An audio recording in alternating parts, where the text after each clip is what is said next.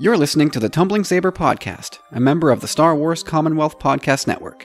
Check us out on the web at starwarscommonwealth.com, on iTunes, Facebook, and Twitter, and take your first step into a larger world.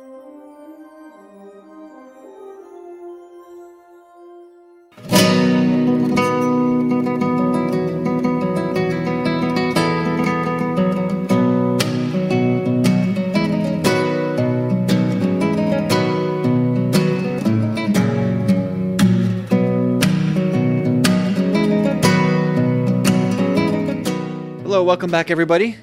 It's episode 101 of the Tumbling Saber Podcast. My name is Kyle. And my name is Spartacus. What? I'm with you, bro. Got your back. Spartacus? Where'd you get that one from? I don't know. Yeah, I love that movie. Kirk Douglas? Yeah, the original. I'm Spartacus. I'm Spartacus. Very well, then. So Corey, we're over the hump. We are over the 100 episode hump, and there are just 30 days left, man, until, as this podcast drops, 1 month until The Last Jedi drops. What's going through your mind, man? Everything. It's insane. This is literally Star Wars 101. We're back to square one with all the news that hit this week. It's like we just hit the reset button, man. Like, what is going on? It's like an overload of Star Wars. Like we're back to the drawing board, man. Like, it's crazy. Literally and figuratively, back to the drawing board. It was an absolutely insane week. Wow. It's going to be another one of those where were you when type of weeks. But before we get to all that crazy news, a very happy belated birthday to the wonderful Katie. Katie, we love you. We hope you had a great, great birthday. And send us some pics. Let us know what you got. Yeah, happy birthday, Katie. And again, everybody, a quick note of thanks to everybody who made recording episode 100 so memorable, so fun, and just a pleasure to put together. I had a smile on my face the whole time. I'm not a huge fan of the post-production process, as you know, but episode 100 is was an absolute delight. It was so fun hearing from all of you, and again for Corey and James, I thank you guys all so much. It was amazing. Yeah, I can't say enough about it, man. I had so much fun listening to it because I hadn't heard what you guys had said until we listened to it live, and yeah, it was such a fun episode to record, man. Thanks to everybody for making it what it is, man. Yeah, and a special thanks to James for going above and beyond to pull all that stuff together. I know that takes a lot of effort. All right, man. So let's. I can't wait to get to the news here. But first, it's become a bit of a tradition. Collecting update. You got anything to share this week? No, not exactly. I mean, I went out twice actually. Kind of more, not really on the hunt for that per se, but I checked a few places out, and there's nothing, man. It's odd. Nothing that I want anyhow. There's lots of stuff out there. Like the market's kind of flooded with Star Wars right now, but I'm hunting my Black Series, and it's harder. The hunt is real, man. Yeah, every time I go out now, and like today for example, I was going out starting some shopping for my daughter. She's got a birthday in a couple weeks. But every time I walk into a Walmart or a Toys R Us, of course I'm taking a detour into the Star Wars section, and I always find something that I want, and then I end up not buying it. And something is happening to me, man. I don't know what it is. It's sort of like Stranger Things. I know something's happening to me, but I don't know what. It's weird. Like I see a figure. Like today, I found the Kenobi and Yoda figures with the Last Jedi card backs. I had them. They're in my hands, and I was like, wait, no, and I just put them back. Good on you.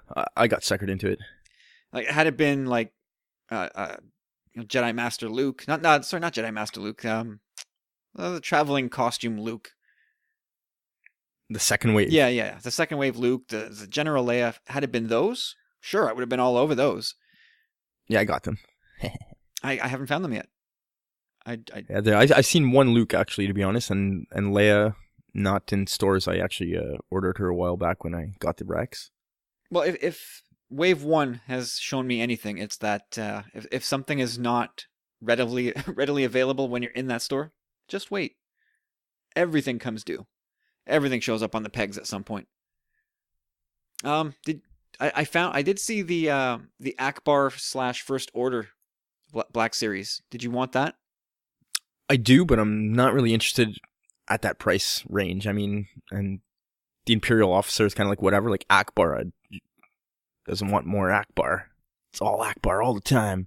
But I mean, the character or the figure itself is really nice. Well, the 3 3/4 inch Black Series Akbar is being liquidated everywhere for like $7. Wow, I'm not really big on the 3 3/4. I don't know why I even got started with this. That leads back all to Forest Friday and my anxiety as to why I picked those ones up, but went way overboard with that. So I'm not really interested in that. But definitely a 6-inch would be nice. I hope they come out with a single packaging of him eventually. I imagine they will. I imagine they'll do that.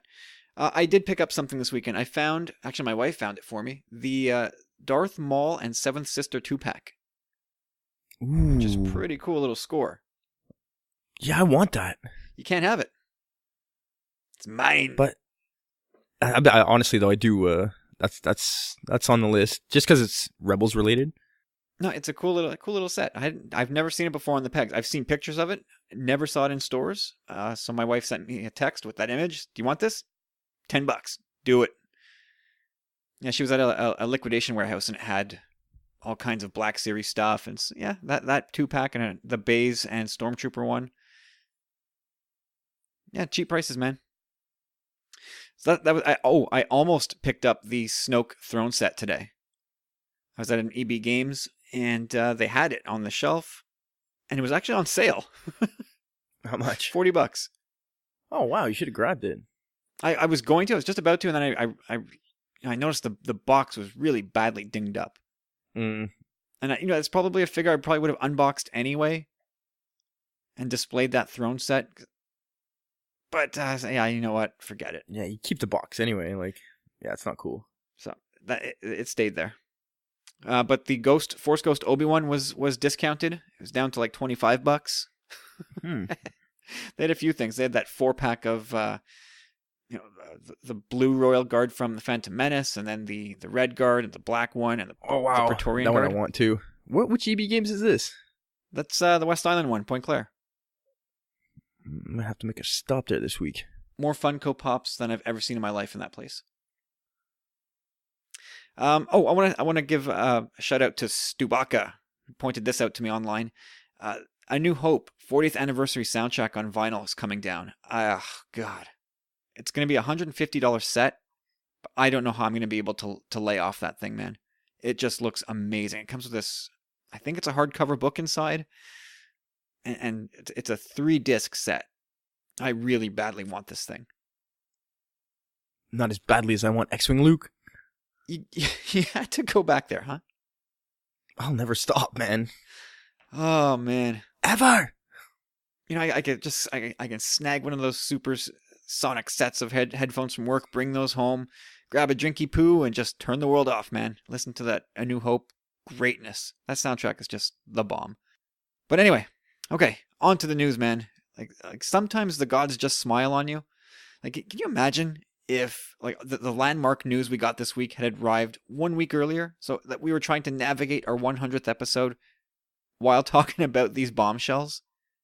Can you imagine that? Yeah, no, and I'm still having a hard time imagining like how this has happened already. Like, this news being unveiled now is kind of odd to me.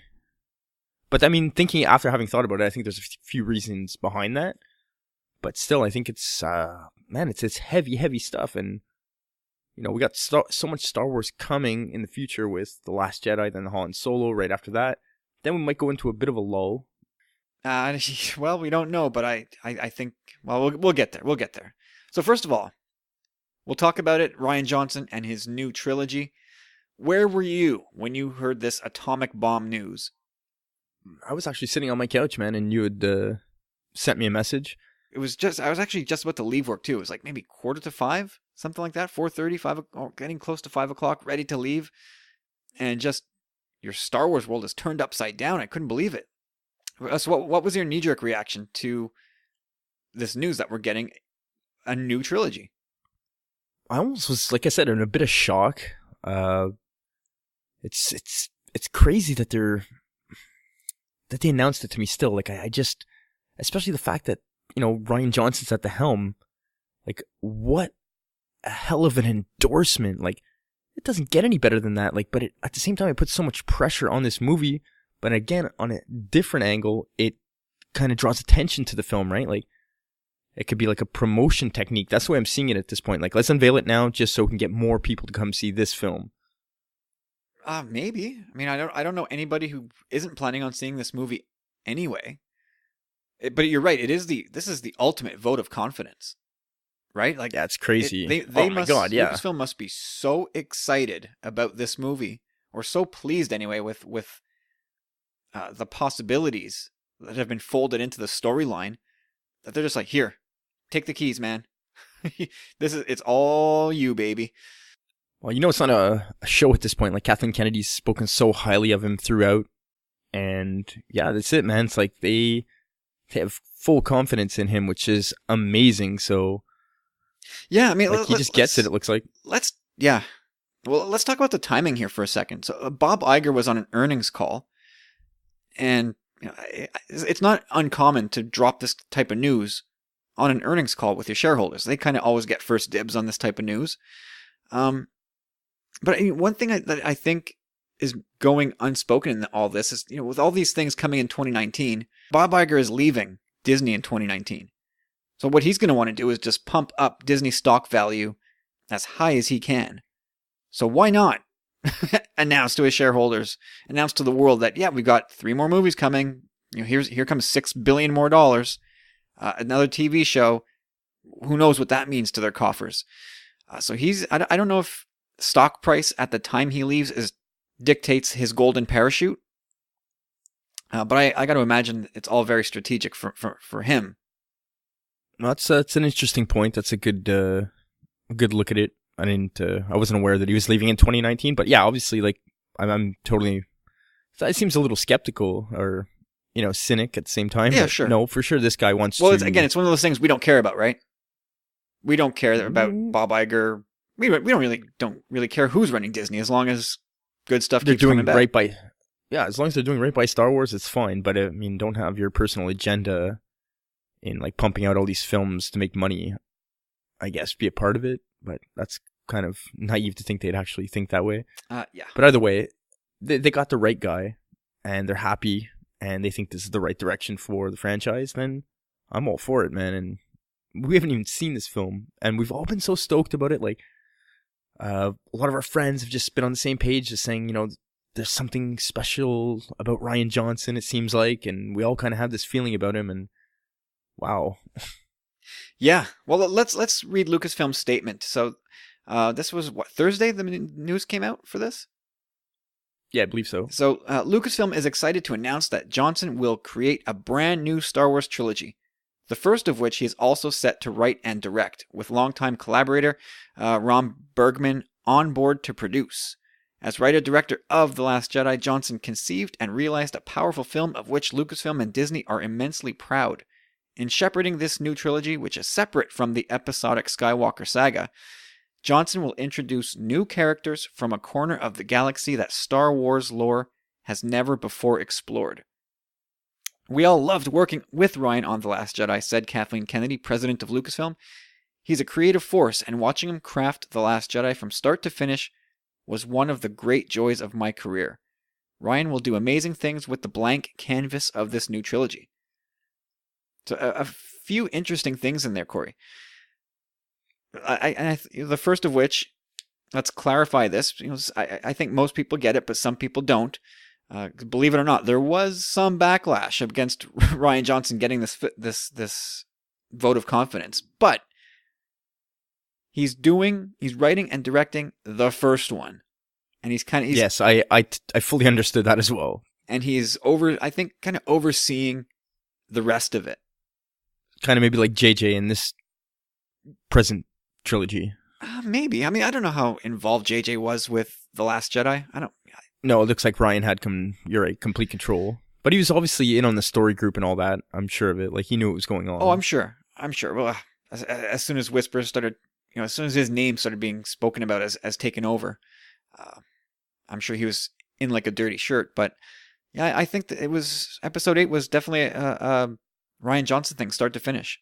But I'm trying to build an analogy for this, and I kind of look at it almost like a pro sports team where you have your president who sometimes is, from that sport, and sometimes he's just a business guy who likes that sport, and that's a big difference.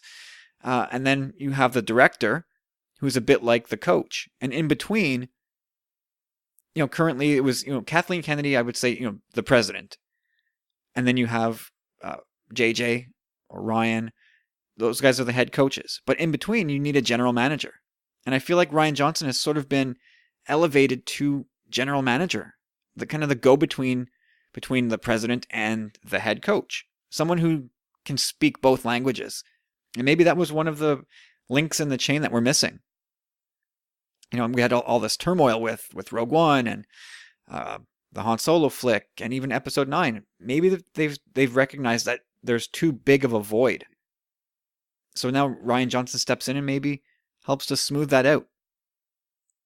That's possible. Like, for sure, it seems like, from what they said, at least it's a trilogy, and he's going to be involved in all 3 films, not necessarily writing or directing the second or the third, but at least kicking it off. Yeah.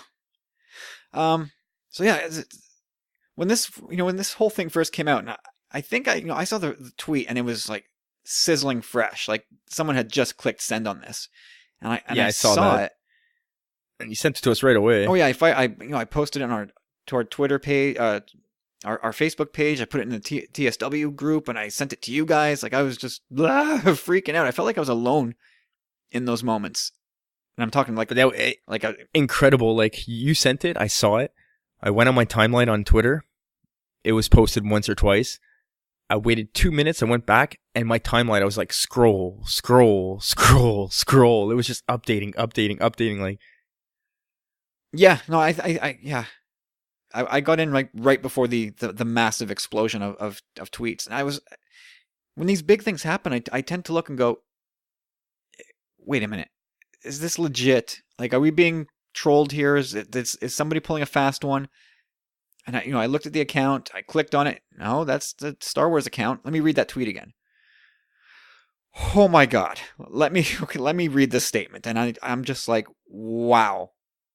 Just world turned upside down, man. So, my word. So,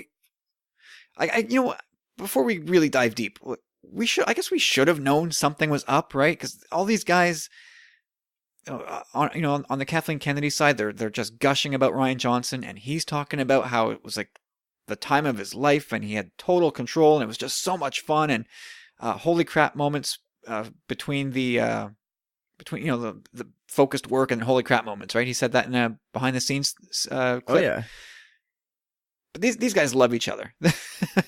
It seems to be a match made in heaven. So, I guess we should have seen something in the tea leaves that would have led us down the path that I think something's coming here.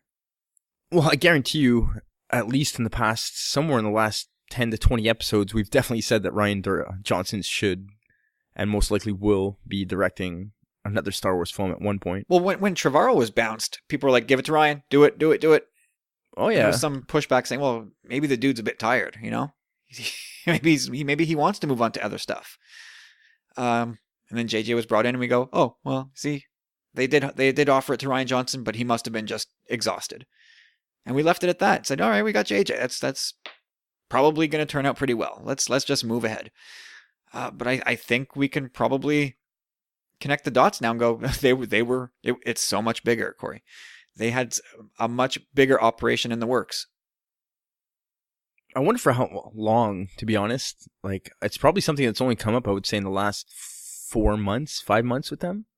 Or at least in talking, like let Rian get over the filming of The Last Jedi before approaching him again and saying, hey, you want to helm a whole new trilogy? It's interesting. I don't know when they would have had that first conversation. Like, it seemed, well, we have no idea. They could have just brought this up 2 weeks ago saying, Rian, we really like what you did. We love the pitch that you gave us. We love the potential in your story. How would you like to do a new trilogy? And he just goes, yeah, okay.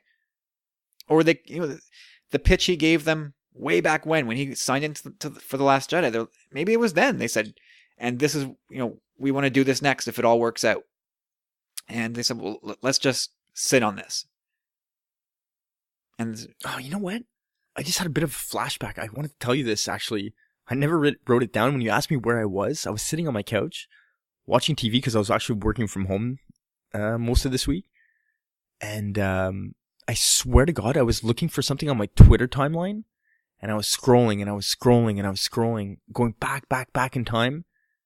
And then I saw your message pop up, right? And I didn't really read it. I didn't, because it was a link. And then I kept scrolling for like, I don't know, a minute or so. And I saw a retweet from Rian Johnson's, like a quote from maybe about 3 months ago, where he said, like, I'd love to do another Star Wars film, Yep. And then I was like, I'm never going to find this thing. And I closed it. I looked at your message and it's like, Rian Johnson's doing another Star Wars film. And I was like, like, error. Yeah. Well, he did say it that. Was so I think odd. He was in Japan promoting The Last Jedi, and he said he would do he'd do another Star Wars movie in a heartbeat. Yeah, I retweeted the quote, man, and like I swear to God, I was on. It was like I don't know how to describe it really. Like I saw that, and then I saw your message, and I was just like, "What?" Does not compute. This is, yeah. Anyway, like we said, Lucasfilm must be really, really pleased. Well, not only with Rian as a collaborator, but with the final product of The Last Jedi. Well, also his vision, his understanding of what exactly it is Star Wars and what fans are probably looking for in Star Wars. Well, yeah, that's it. Like we as fans, not just you and I, but everybody listening and even broader, like I think we have a pretty good sense of, something that looks good when we see it. And The Last Jedi looks great. The Force Awakens look great, and both turned out pretty well. But I don't know. Does this one seem to have a different vibe for you? In that, what, The Last Jedi? Yeah, a different vibe that it feels like something big is coming, and I guess it's not. I'm not being super prognosticating in saying that.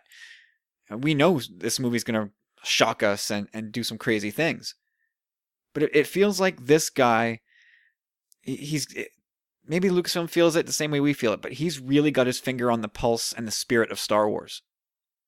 Yeah, I've been saying that since the beginning. Well, for quite some time now, I've been saying that, yeah, this guy, like, I don't know, man, like, there's something about this film that's, like, it's just got me, like, more so than The Force Awakens, which is kind of hard to beat, seeing as how we didn't have Star Wars in theaters for so long. But I don't know. I'm with Bradley. Bradley knows what I'm feeling.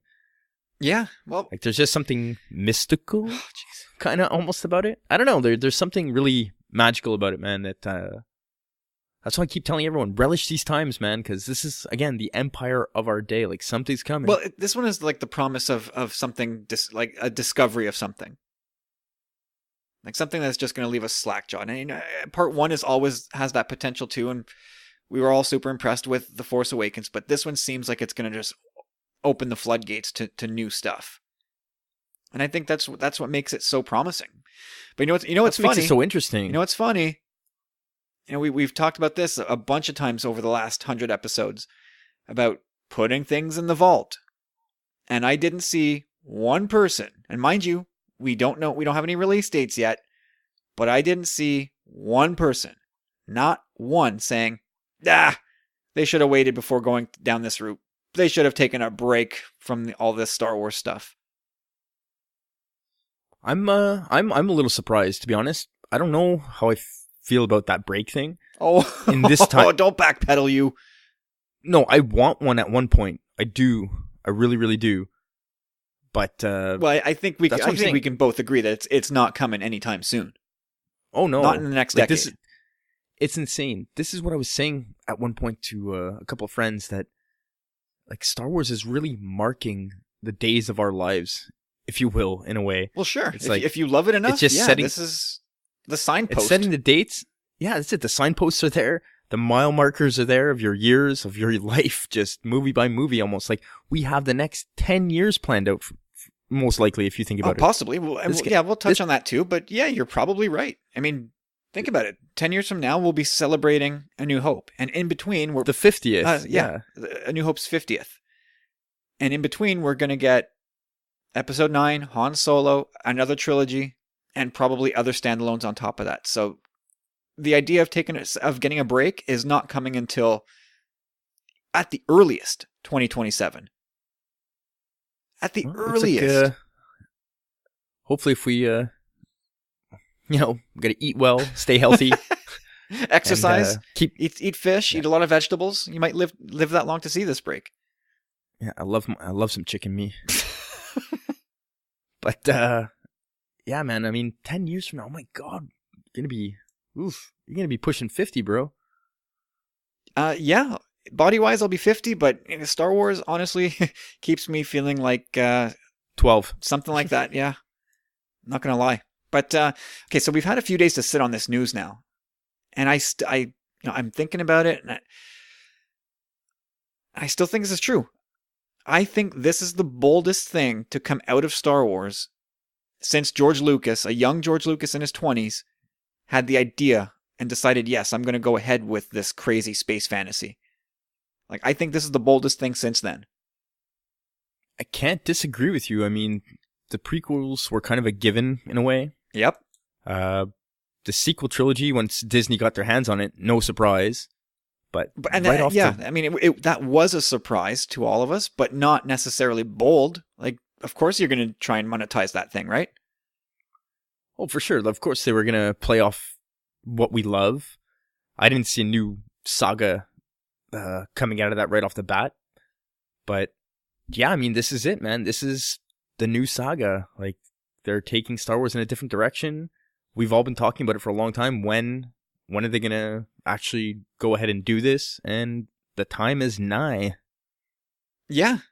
Yep, it is. And yeah, so I really thought about it, and I stick to it that, yeah, the announcement of the prequels, not as bold as this. The announcement of 7, 8, 9, not as bold as this. Like, this is where we start to really get deep onto this. They've given Rian Johnson the blank slate. That was what was in the blank canvas. The blank canvas. Unexplored characters, unexplored corner of the galaxy with characters we've never met before.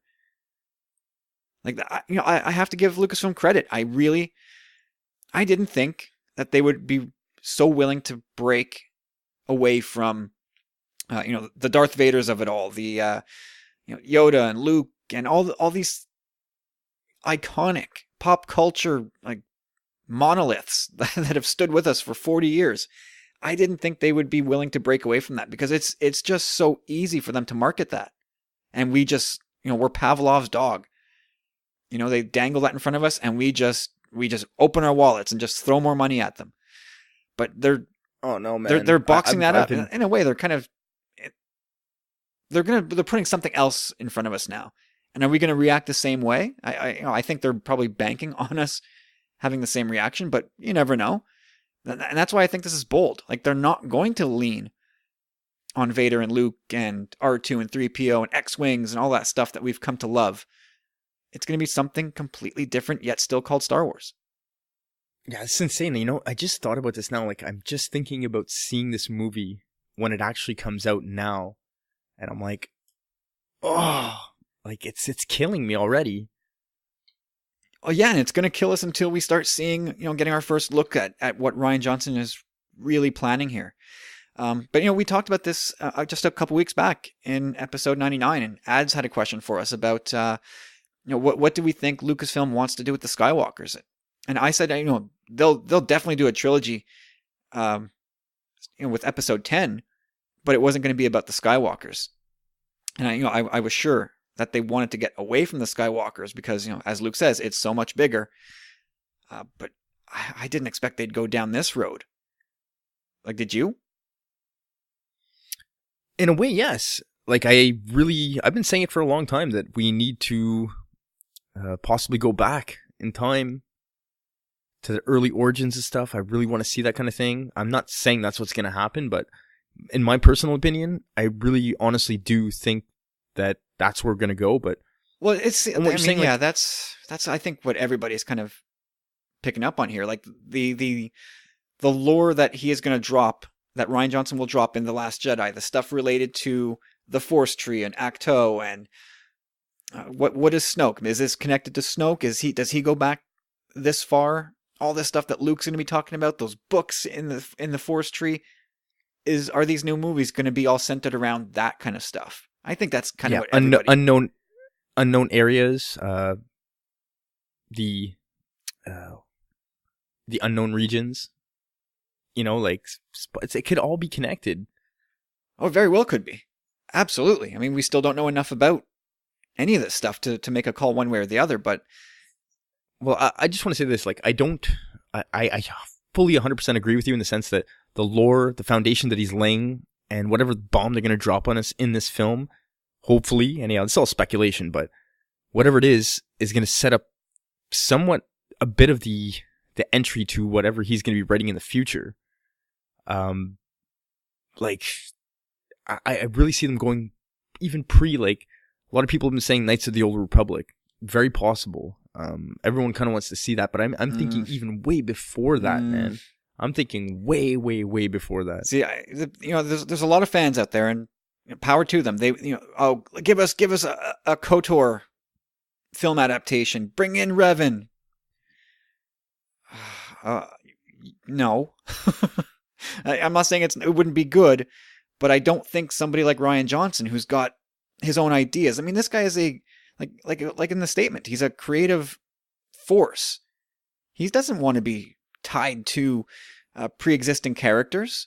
He doesn't want to be shackled to expectations of what fans want. Yeah, this guy, he is creating something completely new. Like, this is not going to be Old Republic. It could be Old Republic, but it's not going to feature anybody that we've ever heard of before. At least in my opinion. I'd say like we know it's not going to be with. You'd think he's worked with Rey and Finn and Poe, but we know it's all new characters. Like, unless they're playing with words again, like, it's not going to be them, and it can either go into the future, which is highly unlikely, or it can go way back in time, and that's what I'm really, really hoping for. So if they go back in time and they explore Jedi who, quote unquote, had it right, like, do they risk totally wrecking the reputation of the Jedi from episodes 1 to 6? Not necessarily. I even thought about it in a sense that, what if it's at a time where, space travel might not even be possible? Well, wouldn't that then make Star Wars feel really small? Like, it would have to be called Planet Wars, because you can't do interstellar travel. Well, what if that was kind of like the basis of the movie or something, like that somehow interstellar travel or learning how or not necessarily. I don't know. I just see it being really primitive in a way. Like First Contact?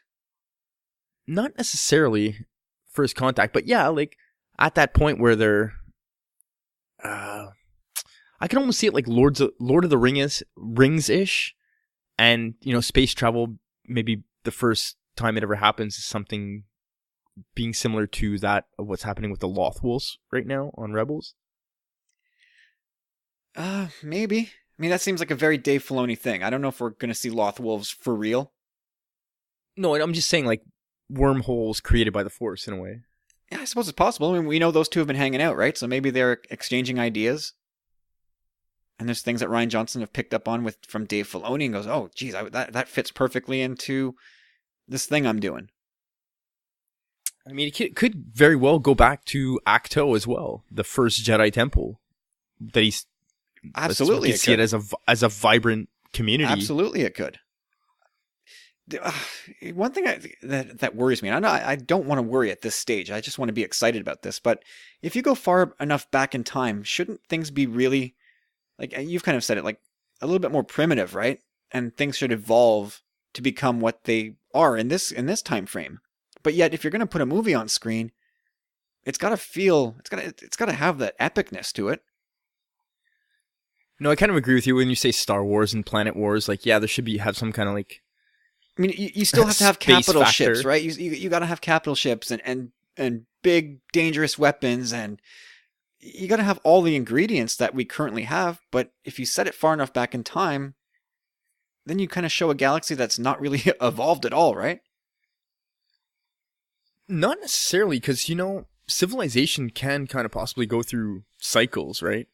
Like, we've seen it with the Jedi, the rise and fall of the Jedi. They've lost information and whatnot throughout time. Like, time is so vast, like, civilizations rise and fall, and that's like things maybe start anew at one point, Yeah.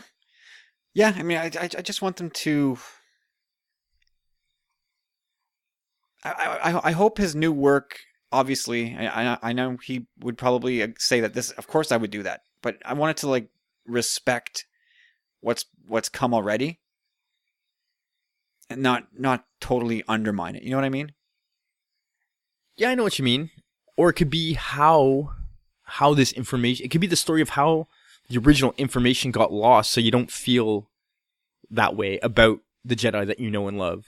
It could be like, oh man, like it's really not the new Jedi's fault. It's whatever happened in this scenario left them mind boggled. Like they had to figure it out from themselves, and yeah, they didn't get it all that right. Yeah, I want to see them explore new themes, break new ground. And personally, as much as I think that they'd probably go back in time, I don't really have a problem if they decide to go forward in time either. No, I don't either. Like, again, I haven't seen Rian Johnson's film, and we're just like gushing over him, but yeah, whatever he has in mind, I'm pretty sure he's going to do all right with. He obviously has a vision. Like, they wouldn't just say, here, Ryan, run with this. Like, it's even possible, like, hey, Ryan, like, are you interested? Like, have you been thinking about anything? He's like, well, I kind of got this in the back of my mind. Done. Let's do it. Yeah. So again, I mean, there's all the people that are throwing out Old Republic or Knights of the Old Republic. Again, it's sorry guys, not happening. I just don't see someone of Rian Johnson's pedigree putting himself in sort of a confined framework. Well, what I will say about this film is that I really, really, really hope that it's super Force-laden. Whatever it is about this film, I hope it's more based on, let it be the origins of the Force. Whatever it is, I want it to be centered around that as opposed to politics and stuff like that. It could be the Great Sith War or something like that, I think it's going to have both, to be honest with you. I think it has to have both, for sure. Like Rian Johnson, he's a self-confessed prequel nerd. He loves it. He loves the politics of the prequels. And he helped shape the geopolitical landscape for Claudia Gray in Bloodline. So I think he's got absolute ideas on how things like this work, and I think politics would definitely be a thing in his new movies. Yeah, the first Galactic Republic or whatever. Very possible. The first attempt at it. Very, very possible. Yeah, I mean, I guess it just depends on where on the timeline he wants to land this thing. I mean, does he want to go right back to the first Jedi? That might be a little bit too far back. I think if I had to take a stab in the dark, I think he would take us back to like one of the first generations of Jedi. Like there's already going to be a Jedi Order. You know what I mean? Yeah, I don't know. I'm open to either, but I've thought about that a lot. My mind always kind of veers toward those first initial people using the Force ever, almost. Like, what is that? Who's this freak? Almost like a mutant. Yeah, kind of. Like it's a rare thing. It's just coming to be. Well, remember I had that theory that Rey is a reincarnation of the first Jedi? So what if Daisy Ridley is in his movie as this first Jedi? Very cool. Comes full circle. I like it. He's a looper. He's a looper, that Rian Johnson. Oh. You know what you just did there, right? With a Z. Oh, Jesus. Oh, boy. Okay. What else we got here? So, something else nobody's talked about. I threw a tweet out on this, but it didn't really gain much traction. But the music, man. We talk about the music true. a lot here. It's as integral to Star Wars. John Williams' music is integral to these 9 movies as anything else that you can name. But surely, at this point, I mean, again, we don't know the dates, but I don't imagine John Williams will be part of this new trilogy. He'll be 90 I can't imagine in a either. couple years. I cannot imagine. You know, this is the thing though. If he sticks with his profession, John Williams, and keeps up with his health, playing music is great for your mind. It's like lifting like 400. It's like bench pressing 400 pounds for your brain, kind of. You know what I mean? So as long as he's using that muscle, you know, and he stays healthy, maybe he can get a few films in there. Who knows? But I don't know, man. They'd probably be looking in a different direction. And again, it's his life. It's his choice. I mean, he's 85 years old now. You know? At some point, I imagine he'll probably want to call it quits and say, you know, I want to enjoy the last few years that I have. Now, maybe writing music and scoring films is the way he enjoys his life. Exactly. Like, out of respect, do you think Lucasfilm and or Disney at least present the option to him? Say, hey, John, you know. Oh, yeah. I think we'll go to John Williams until John Williams doesn't want to do it anymore. I don't know that they'd ever say, John, this is episode 9. And if you want it, take it, because it's your last one, buddy. After that, we've got a whole new trilogy of films, and we're going to need a new sound. Well, that being the case, and them collaborating, them knowing this future timeline so well at this point, and again, planning and coordinating, I hope they tell us that at one point. You know, like, episode 9 is John Williams' final Star Wars, everybody. Whatever it is, like, I hope they can at least, you know, they can start asking him now, are you willing? Whatever, you know? And if something happens in between, it's tragedy, super unfortunate, but at least give us that taste. If he says, no, I'm not willing to do that, and they could tell us, like, this will be John Williams' final Star Wars performance. Yeah, I would like them to say that this will be John Williams' final Star Wars film. If episode 9 is to be his final, I would like them to say that. I think that would be fitting. But think about it. Vader, Imperial March, gone.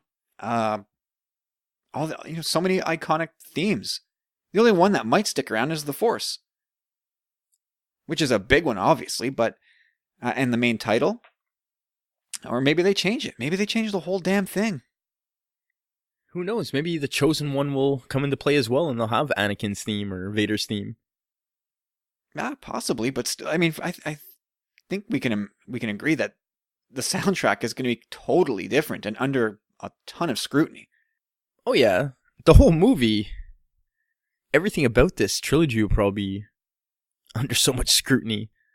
Like I said, I didn't think they'd detach themselves from, you know, the marketing leverage that all the current stuff gives them, but the thought of no more X-Wings and TIE Fighters and Stormtroopers, like, they've just given themselves the task of developing things that will be as iconic as those things. And it's hard to do because those things just, they happen organically.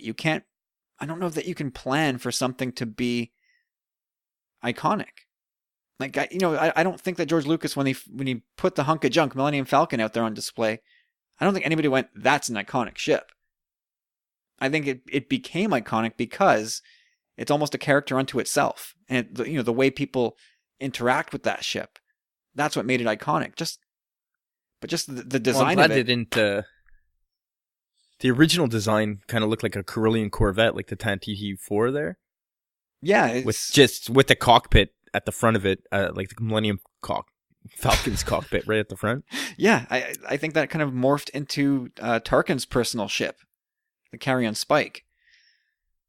But anyway, that's we're not going to tangent there. But I mean, they've given themselves a huge task to design an entire galaxy now that will hopefully, I mean, it's got to be something that ends up being so like the props, the costumes, the landscapes, everything sort of speaks to us. So now they have to do that again. And I find it really brave. You know, here we are saying how brave it is for a multi-billion-dollar company to pump out more movies that they know will make them billions of dollars. Like, very brave, guys. But it is kind of brave and gutsy to step away from, like, we're kind of unrelenting as fans, aren't we? Like we're not merciful. we're not very generous when it comes to leniency. And so Well, I've been advocating. I don't know if you've been listening to the same podcast that I've been recording with you, but I've been saying it for a long time that it's going to happen sooner than later. which part? The fact that they're going to move away. Like, I've been hoping for an end, like a somewhat conclusion to this Skywalker saga and the arrival of a entirely new saga. Yeah, no, there's no doubt. You've been saying that for a while. That's right. Yeah, I mean, I don't think there was ever any doubt that they were going to do this. It was just sort of the order in which they did it. Like, I thought they would milk this generation for all it's worth, and then at some point move on. But This is what kind of scares me, though. Think of this, the double up, in the sense that if we do get a 10, 11, 12, then we start getting the two movies a year, guaranteed, because with the standalones and the new oh, geez, yeah, the new saga coming, like, I'm a little skeptical of that. I hope that doesn't come to that. I don't think it will. I don't know. I mean, Marvel does it, 2 a year. DC is going to do it this year. I don't know that Star Wars is going to do it. I think Star Wars is just it's a little bit too much. I think a little bit too much pressure. I mean, saturation. There's been nothing but turmoil at Lucasfilm over the past couple of years. They've had some serious downs when it comes to the productions, and everything turns out okay. But I don't know that they want to mount more pressure on themselves. So, 1 a year, I think, is kind of the max. That's kind of redlining for these guys. But here's something else, Corey. This is going to drive you nuts now. Tim and Troy, anybody else, the TSW Toy Box guys, collecting. This is pressing the plunger and starting from scratch with collecting, dude. It's kind of a cool thing. For sure it is. I'm never going to be able to save for retirement. Never. Oh, yeah. Never. Well, actually, unless I sell them. No, because the stuff you have is not worth anything. What are you talking about? All the stuff that we've been buying for 20 years is not worth squat, dude. Black Series stuff you can still make money off of. Nah, you can't. Like the exclusives, maybe, but you have to be timely. You sell you can sell like say if you have just a regular old fin, you could probably sell it like $15-$20. But you spent 30 on it. Still, it's still $20, and you have like 60 of these things, But you're not saying it's your retirement nest egg or whatever, but you're not making money on these things. You're getting back less than what you paid out for it. It's recouping money. It's not making money. Anyway, not for all of them. I don't know really of that many that are worth more than you paid for it. I'm just saying. Anyway, if you heard my interview with Rian Johnson, you could take his word for it. I'd say he's as close to expert level as it gets, and he said that I heard it. Almost nothing that we're buying these days is going to be worth anything. So you may as well just crack it open and enjoy it. That's because he wants to be the only one. Just crack them all open, everybody. Just open them all. Oh, you're devious. So anyway, let's when do you think we'll be getting this new trilogy? We've got no standalone announced for 2020, although we think one's coming. But that's still 3 years away. That would leave Rian Johnson plenty of time to get his first movie done for 2020 if they wanted to do that. So, well, how does it work? No, I don't think it's going to go like that. I think it's going to go. What do we got here? We've got Solo in 2018. Yeah, we're gonna get episode 9 standalone commencement of new saga, in my opinion. Well, see, the framework that a lot of us have kind of dreamed this up, but 2018 is Solo, 2019 episode 9, 2020 Obi-Wan, which they need to get around to announcing if they're going to do it, and then 2021 Rian Johnson's first new saga movie, and then 22 another standalone, and then we're alternating years, so 23, 25 would be more Rian Johnson movies. And 22 and 24 would be standalones. And then in 2026 you get 2026 you get another standalone.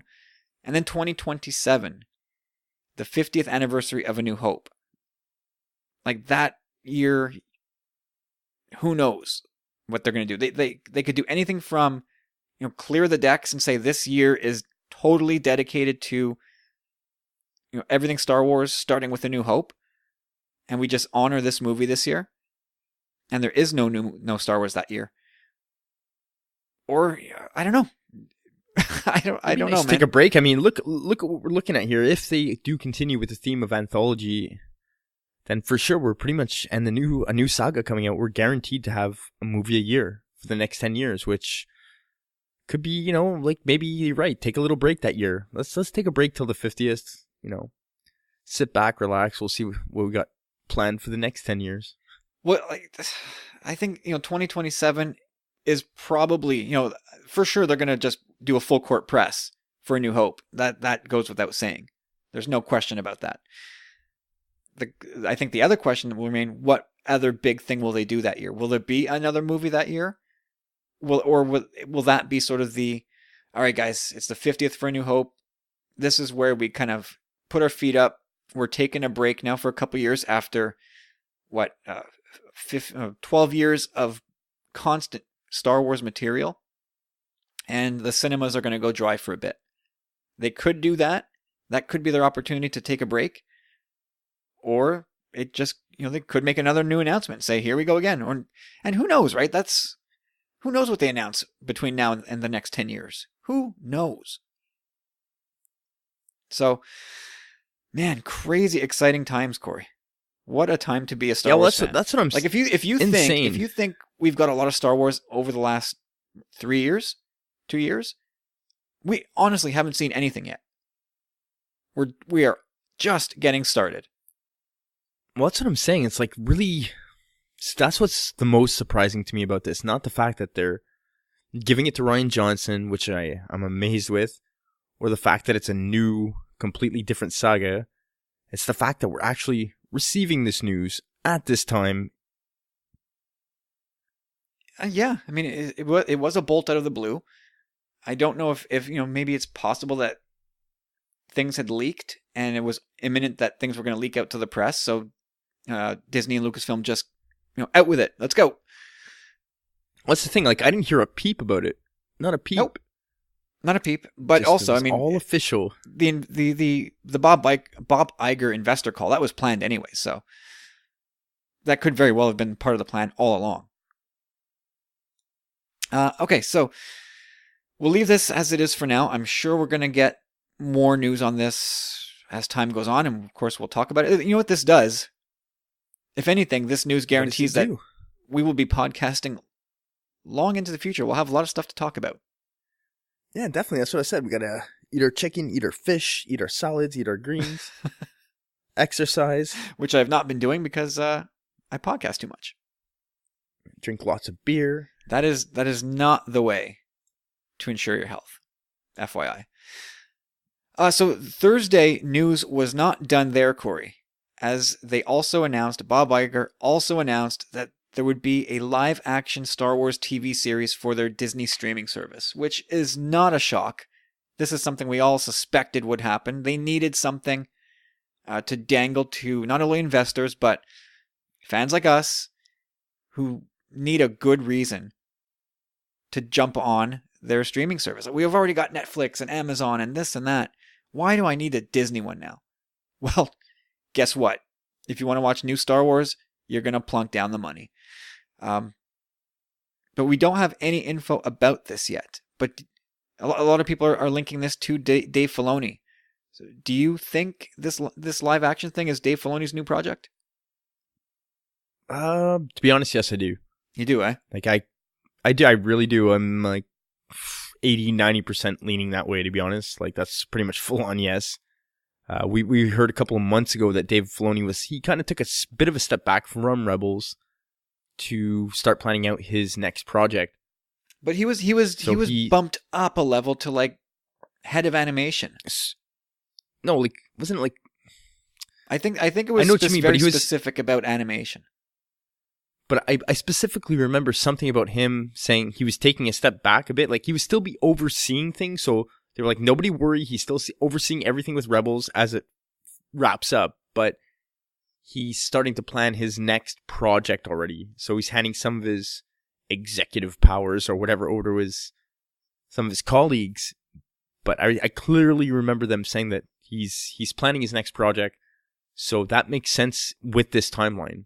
It does, and he also had a recent comment, talking about his interactions with Rian Johnson, and saying that, well, He was like, "Watch out now." I'm learning from the best. Let's just say that. So he had some sort of comment to that effect. So people were kind of already nibbling at the edges here that, oh, is he going live action? Is that what's happening here? And then here comes Bob Iger with the announcement. Oh yeah, we're doing a live action series, and people are connecting those dots.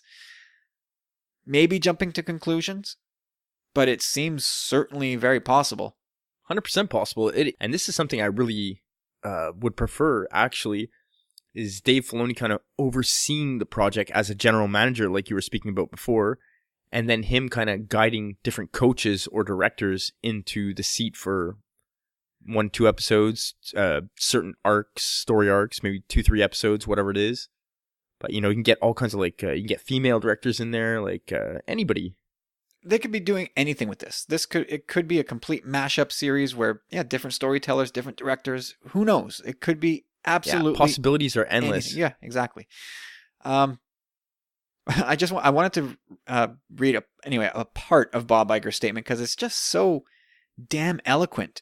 So he said, quote, "Our advantage as a company is to take advantages that exist out there for good television and take advantage of it."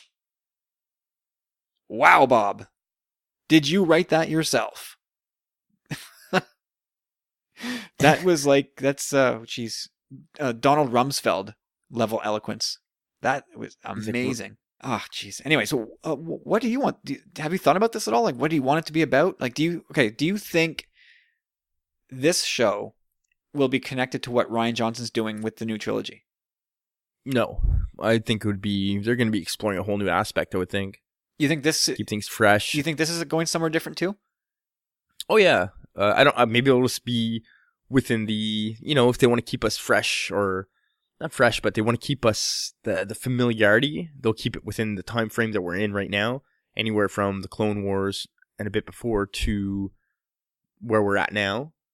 Very, very possible, and I would kind of almost lean that way with Filoni. Yeah, that's where I fall on this. But in one way, it's smart to say, well, Rian and Dave have been talking, and it's very possible that those two are working on this crazy, ambitious project where Rian's doing it on screen and Dave's doing it live action, and these things all mesh and dovetail together, and it's going to unfold years and years and years of Star Wars history. It's possible. You can't rule that out, but I find it hard to imagine that Lucasfilm will completely step away and just clean break from the time frame that we know. So, the 60-odd years between Phantom Menace and Episode 9. So I'm guessing that Dave Filoni's work will land somewhere in that zone. Yeah, there's still much to be explored there, and there's so much that fandom loves from that time period as well. I get a bit of a question for you here, Kyle. If it were to be in that time frame, would you like to be like a singular story in the sense that it's like a crew, like a ghost crew, you're dealing with the same characters day in, day out? Or would you prefer to be each episode to be a one-off, possibly? Where you're a different planet, different characters, whatever. Just always something different and new in that time frame. So you're just getting to know the galaxy bit by bit. That's a tough one, man, because he does teams really well. Rebels works really well because you grow to know these and like these people over time.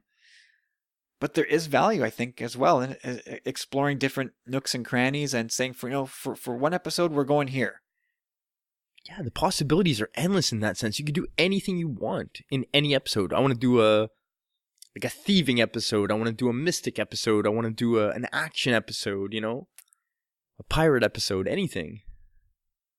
Yeah. Again, that sounds cool. I wonder if that gets a little bit unwieldy. Bounty hunters? Unwieldy as far as the story group keeping a lid on all that, saying, oh, man, there's Dave, you've got 20 episodes here for this season and they're all over the place. Man, How do we rein this in and just make sure everything is neat and tidy? I don't know. We could do this. I don't know. I'm not saying they can't do it. I'm Dave Filoni. He's going to put on his hat. He's going to show them who's boss. Anyway, I think if Ryan's movies are going away from what we know, I think Lucasfilm is smart enough that they're going to keep exploring and keep a foothold in the comfortable, safe, cozy, warm blanket of the time period that we do know. So they can keep selling the toys of people that we're familiar with. I totally agree with you. I think that's exactly... It's a smart business move, and it's smart for us too. Like, we're not done with this era yet either. Well, yeah, there's still 30 years between Jedi and TFA that is largely unexplored. Maybe that's what he's going to do. And that would be cool. I'm totally down with that. Maybe his live action series is set after episode 9. I don't know. I don't know. I don't know either, but all I can tell you is that I can't believe both these news articles dropped in the same week. Like, what's up with that? I mean, at least maybe this one kind of, because it's coming in 2019, but God, like, it's just, like you said, it has to be like a shareholder thing in my opinion, or a draw to The Last Jedi. Something like that, because it's like, why not span these things out? Like, it's just like, we just got a left hook and a jab with a right, it's so odd to me that we got them both in the same week. Well, I feel like the news of the live action thing has kind of been swept under the rug. Like, it hasn't gotten the attention it probably deserves, because movies are where it's at, right? That is the Cadillac of the Star Wars franchise. It's saga movies. And so I don't know, maybe this didn't get its due course as far as glory goes. I get. Well, it's also because they didn't really attach any info to it. There's no face attached. There's no real timelines or subject matters. They gave us nothing other than it's going to be exactly cheaper than Netflix, which is also surprising to me. Disney always bumps up their pricing, but that's good news. I think that was the point behind it almost too. It's like, hey, we're coming out with this thing, and it's cheaper than Netflix, and it's coming in 2019. And that's a couple years from now. We will. Like 2 years from now, we'll be like drooling over episode 9 and prepping for this live action thing. It may already be out this time 2 years from now. Think about that. That's possible, man. And I mean, that means they have to get to work. And 2 years seems like a long time. That's what I'm saying. I think Dave Filoni got to work about a year ago, or maybe 6, 7, 8 months ago. I'm sure I heard something along those lines, that he was taking a bit of a step back and overseeing things, so not to get worried, and he's moving on to another project. He's starting to plan for that. You might be right. Anyway, no doubt we will be back on these things at some point, but did we talk about like your preference? Do you have a preference to what Dave Filoni does? Or, sorry, let's not attach his name to it yet. Let's not jump the gun. But do you have a preference to what this TV series is about? Like, you want it to be something that just jumps around, explores different pockets? Yeah, maybe can, every now and again come back to these characters, and you can maybe tie like 4 or 5 different sets of characters doing different things, and you can kind of still tie it in a loose knot. Who knows? Like, that's what I'm kind of interested in exploring. I really want to explore different planets, different regions, different cultures. There's so much room to explore it all. The tales of Luke, Lor San Tekka, and Ben Solo.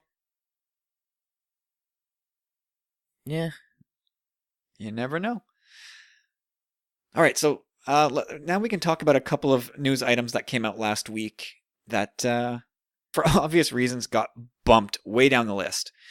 So, Mark Hamill and his portrayal of Luke. People are wondering, has Luke joined the dark side in The Last Jedi? We see him in these posters in the villain position. So now Mark has spoken, and Luke ain't evil. So I'll just preface this. I was trying to think about it, and I going back to like either late 2014 or 2015. I think MSW had a report that Luke was going to be possibly the guy to kill Han Solo, and I don't remember how he did it or what his intentions were. But I remember at the time that I could not handle the idea of that. It was just impossible for me to put those two things together in my mind and make it work. But that was my first brush with the possibility that Luke might have turned to the dark side. And I had such a hard time with it. Like, Yeah, it'd be like what is it? Anakin, Palpatine, and Mace Windu scene where like Han's like, I have to kill my son, and Luke's like, no, he needs to live for some reason, you know. I seem to remember like Luke did something to the Falcon and like used the Force on the Falcon and caused it to crash or something like that. It was really weird, but anyway, Luke had caused Han's death, and I could not put the two things together. But anyway, recently Mark was talking to comingsoon.net, and he says that Luke has lost confidence in his ability to make good choices, and it haunts him to the core. But he hasn't gone to the dark side. This isn't an evil version of him, but it's still an incarnation of the character I never expected. It has pulled me out of my comfort zone. It's a real challenge. What do you make of all this? Well, first of all, I think it's kind of a relief. We've been speculating a long time that, you know, we didn't think that it would happen because it would kind of neglect the other trilogy, the original trilogy. Yeah, I refuse to put I stubbornly refuse to put any stock in the idea of Luke being bad. Well, it kind of just looks like from the first trailer, we've seen it all. It looks like he's a man of broken confidence. He's feeling guilty. He's shaken. He's not as confident as he once was. And he probably felt as himself when he took the character on, like, oh, my guy Luke, like, he must be amazing at this point, you know? Like, let's see what the script says. What? I'm like totally not where I thought I was. I don't know. I'm still not ruling out the possibility that, you know, he turns to the dark side. There's always that small chance to me. I'm not saying it's going to happen. I'm not saying that's what I want. But I'm not going to say, like, sell myself saying, no, it's not happening. Because who knows what's going to happen in this film by the end of it. Like, he's not going to start there, obviously. And again, I don't want that to happen. I don't think it's going to happen. But who knows? Anything can happen. Yeah. Yeah, I mean, like, Hamill has said that he's shocked at Luke's position, like, where he is now in his life. But you think back to Jedi, and Mark Hamill used to think that it would have been cool for Luke to turn bad and just be the bad boy. Put on Vader's helmet at the end. And you think about that and you go, no, dude, that doesn't make any sense. And so in a way, like the guy closest to the character, it seems like he has a very different, very strange read on Luke. So I feel like he wanted Luke to be an all-encompassing hero at this point. Well, yeah, but it feels like it feels like whatever Luke's or Mark Hamill's opinions on Luke are, we kind of need to take them with a bit of a grain of salt. But yeah, you're right. I think it. I don't know if he's ever specifically stated, but I think he believes that Luke was like this dashing swordsman that was just so powerful and ready to swoop in to save the day at any moment. But that's not the case. Yeah, for sure. If you've been waiting for that character, to someone say, hey, you want to play Luke Skywalker again? Yes. Like, for sure you could see, like, maybe he's the hero at the end of the movie that comes out of nowhere and saves the day, and everyone's like, it's Luke Skywalker, oh my god. But no, I'm in hiding. Like, not in hiding necessarily. Like, he is on a mission, but at the same time, he is a bit of a broken man, and his confidence has been shattered. Absolutely. Like, I'm beginning to wonder if Luke has become a pacifist. A little bit like Padme. Naboo was a sort of a pacifist society. So yeah, I just finished up the Legends of Luke book, and it has Luke going down a very non-violent path, which is what the Jedi are supposed to be about, right? Like, we think of them as like these action superheroes. Not really. I mean, because of the Clone Wars, yes, but before that, but we've not seen them before that. We heard about it. We just heard about it. We've never seen the Jedi sort of as these guys that are only in pursuit of knowledge and defense. We've never really seen that. They've always been almost soldiers, right? Flipping around, slashing battle droids to pieces by the dozens. But yeah, this book has Luke just learning and being very definitely non-violent. I'll say that in this book. But when you think about it, like at the end of Jedi, what else was he gonna do? Like the Sith are gone, the Empire's gone. What enemies would be left to fight anyway? So he just travels the galaxy, learning about the Force, learning of new cultures, recruiting new Jedi. There's no aggressors. So, you know, for Luke to excuse me, lose everything at his temple, I have no doubt that completely shakes him. No doubt that would shake him because I think in his mind, confrontation, violence, fighting, all that stuff it's behind him. Yes, I mean, given all that, all that stuff from Legends of Luke, non-violent, blah blah blah. I think the tragedy that befell his academy, no doubt, completely wrecked him. Completely wrecked him. Not only that, I've seen this raw strength only once before. Like, that whole thing could have turned his world upside down. Like, how is this possible? Like, how does Kylo have this kind of power? Yep. Metachlorian count. Oh, jeez. You're right. You just put somebody into convulsions by mentioning that word. All right. All right. Let's leave that behind for now. All we know is that Luke is not dark side. At the beginning, at least to start. And I would think that he's not going to go dark. I think, yeah, I think Luke is very bitter. I think pacifist is going to be very important in this. I also think I see sulky Luke. I see someone that is scared to come back to the fore. It's going to take a lot for him to come back. Yeah, I mean, it's going to make him fight, and I don't think he wants to fight. But I think he will. He will. Yes, I think fight he will. All right. So Corey, we're going to talk about this again. Another Death Star. Are we doing this again? Are they going to give us a third Death Star? Anyway, so no. Backtracking. No, they're not. I think a Revel model kit first slipped up, if it was indeed a slip up. I think it's Poe's X-Wing model with the Death Star in the background, and everybody just kind of said, whatever.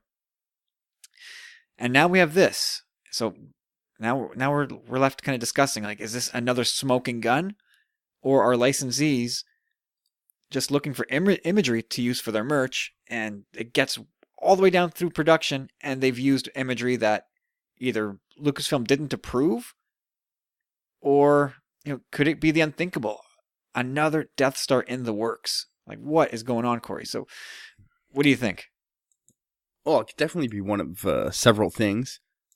Just bad marketing, like you said. I really think it is something that slipped through the cracks. It's just a generic image that's been out there. It's something that's happened before in the past. Yeah, well, specifically now, right? It's a Death Star Bluetooth speaker, and so this report was on Making Star Wars. A Death Star Bluetooth speaker saying, from the new film, The Last Jedi. Oh, wait a minute, what? A Death Star in The Last Jedi? Like, that is explicitly written on the package. And then you go...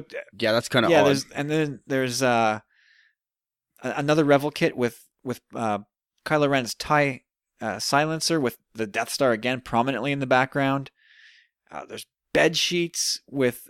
The Last Jedi bed sheets with a Death Star on it. Like, oh my God, like, this is pretty on the nose, right? Wasn't it? Is it bed sheets for The Last Jedi? I thought the bed sheet thing was from The Force Awakens, and they had the promotion, like marketing stuff with a Death Star on it. Like, that's where I thought the slip up was in marketing, kind of, or it's been on past products and it wasn't really in the film. Like, they had it on for marketing on TLJ for some merch. I don't know. But the point is, Pottery Barn is selling blankets under the Last Jedi banner with the Death Star on it. On the blanket or on the packaging? On the blanket. On the blanket. Anyway, let's just... What does this mean, Corey? I mean, they can't be doing this again, right? They can't. They just can't. How disappointed are you going to be if there's another friggin' Death Star in a Star Wars movie? Well, the only way it would really make sense to me is something the way Dave Donovan put it once, and even at that, I don't know how I feel about it, but it would definitely be better than just one. If they're going to do it, let's see a whole goddamn fleet of them. You know what I mean? Like, okay, we got you guys by the balls. Like, look, we have like 20 Death Stars. We had a Star Killer and 20 Death Stars and the Supremacy. Watch out. Like, you're screwed. Yeah, like, it's over. Like, your chances of survival are none. I will be sorely disappointed. Like, that to me will just be like, we have no more ideas.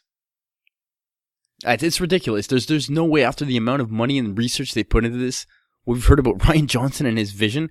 He's just like, guys, I got the best idea. A We're going third. to do another Death Star. That's going to be a fourth, pretty much. Think about it. Like, Star Killer's an overrated Death Star. Sure. Absolutely. But Like, again, guys, even love that, where it you're doesn't make going. sense. Like, they've jacked it up to like a planet-sized Death Star. Or a planet that is a Death Star.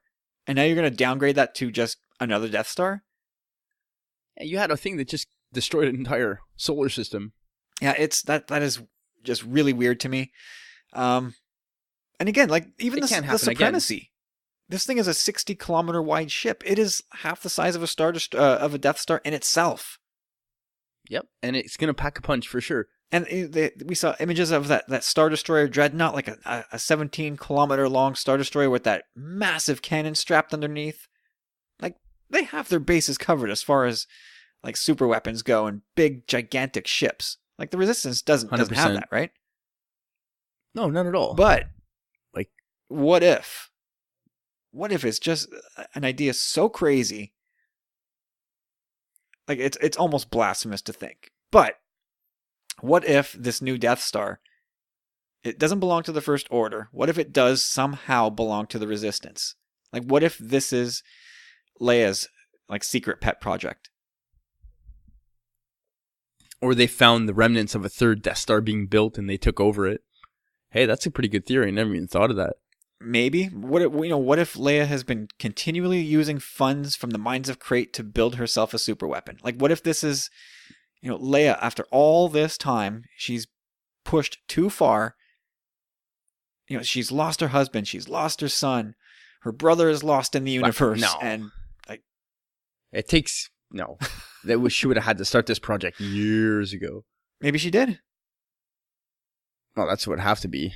But for sure, we know she has the plans to the Death Star. Like, what if she's just so filled with grief at this point that she's snapped? Like, Luke has snapped, Leia's snapped. Everybody has kind of just passed their breaking point.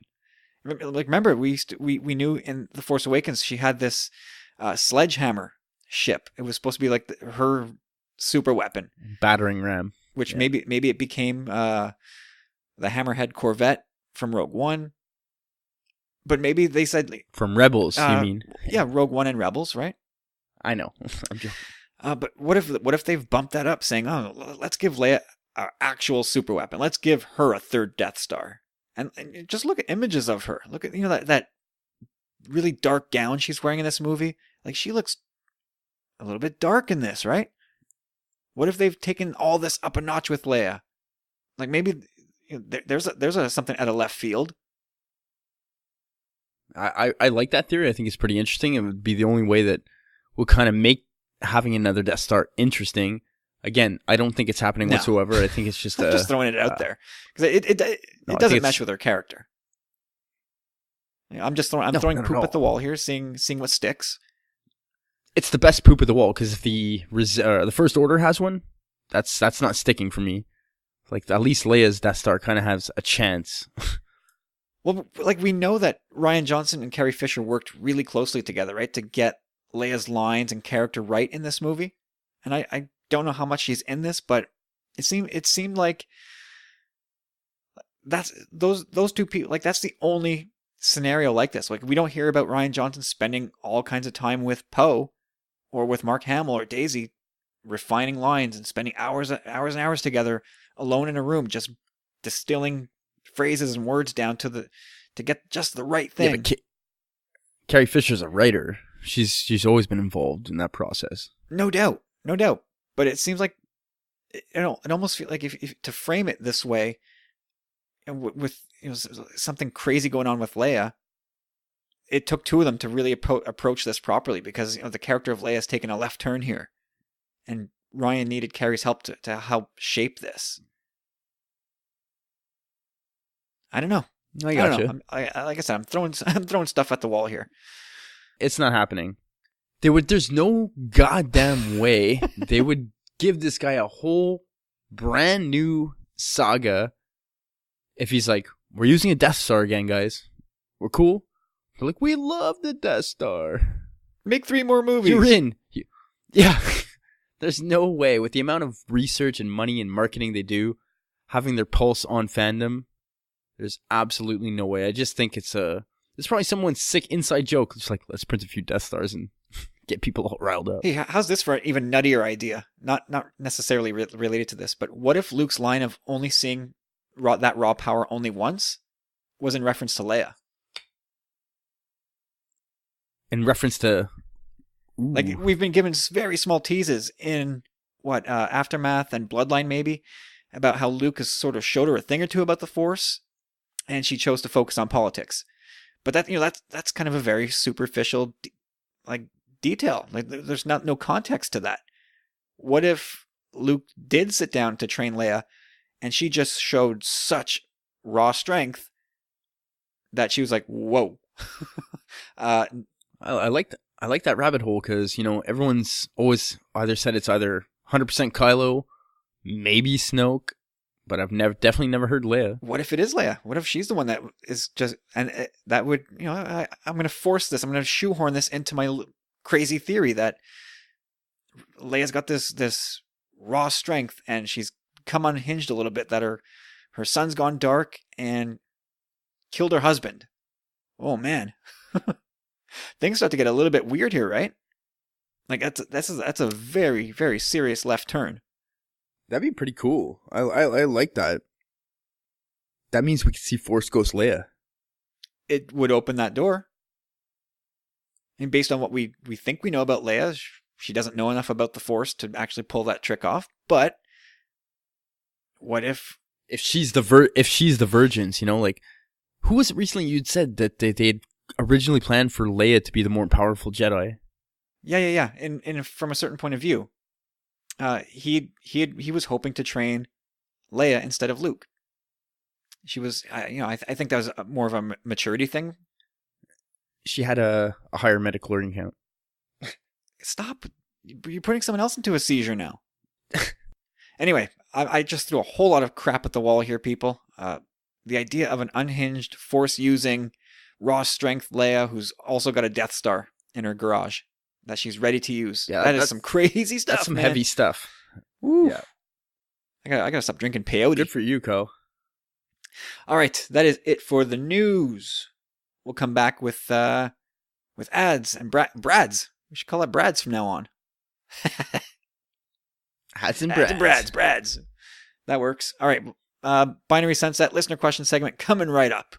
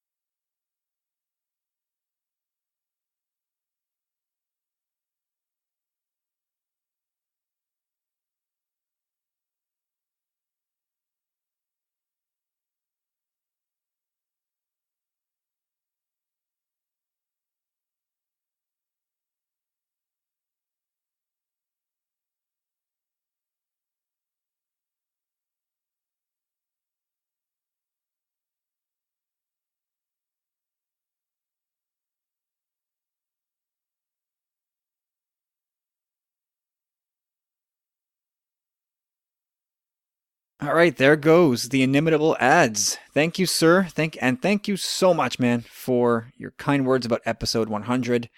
And thanks for your part in that, and for the stamps. Those stamps are so awesome. And of course for every episode prior that you've faithfully and amazingly thrown in questions at us every week for quite some time, man. We are totally indebted to you, man. We love you, ads. I love you, man. All right, Corey, let us dive into this question here. Rey, all these new heroes, the Kylo, all these great characters that they've just thrown at us a couple years ago. Are we done with them after episode 9, or are we going to revisit them in the future? Where do you land on this? I think we're going to see them again. I think she stated something recently, saying that they'd been looking at the future of Star Wars, obviously talking about Rian Johnson at the same time. And this was not too long ago. This was an article that dropped maybe 2-3 weeks ago. Yeah, this was Kathleen Kennedy's comments on the Star Wars show. Yeah, true. That was about 2 weeks ago, I think. And she specifically mentioned Rey, Poe, and BB-8 by name as part of being part of the future of Star Wars films. And again, you could say that she's just throwing stuff out there, but I think there's something to that. Oh, it looks like they have plans for these characters moving forward. I don't know if it's going to be in a saga regard, but who knows? I mean, they're too bankable. Kyle said that many times, and I kind of have to agree with him. We love them too much. We already, we were all in love with all these new characters the moment we saw The Force Awakens. They were all so compelling. Maybe Poe a little less so, right? Because he didn't have as much of a story, so to speak. But yeah, but he's so charismatic, and the lines that he did have just... Oh, yeah. 31 days from now, after seeing The Last Jedi, I'm sure our admiration for that character will have skyrocketed. And we'll still love Finn and Rey and Kylo and all these characters. They're just so well done. And the way he piloted that X-Wing like a Jedi. And those G-forces that you guys were so against. Doesn't make sense. I don't think there's any way. There's no way. I can't wrap my head around the idea that after episode 9, we're done with these characters. I just can't get my head around that. That being the case, the only way they could really take it, if we know that we're getting this new saga in the near future, they just announced that we know that's on the forefront before we get another saga or trilogy with these characters, unless they do plan on doing 2 a year, which I, again, don't think is going to happen. So that leaves room for standalones, or they put these characters on the shelf till the 50th and say, hey, Rey, Poe, Finn, they're back. I think BB-8's back. That is, I think you've nailed the 3 big possibilities that, they double up, which I think is just too much. It's just too much. I don't think you can just keep pounding us with, 2 sagas and a standalone, all in circulation in and around the same times.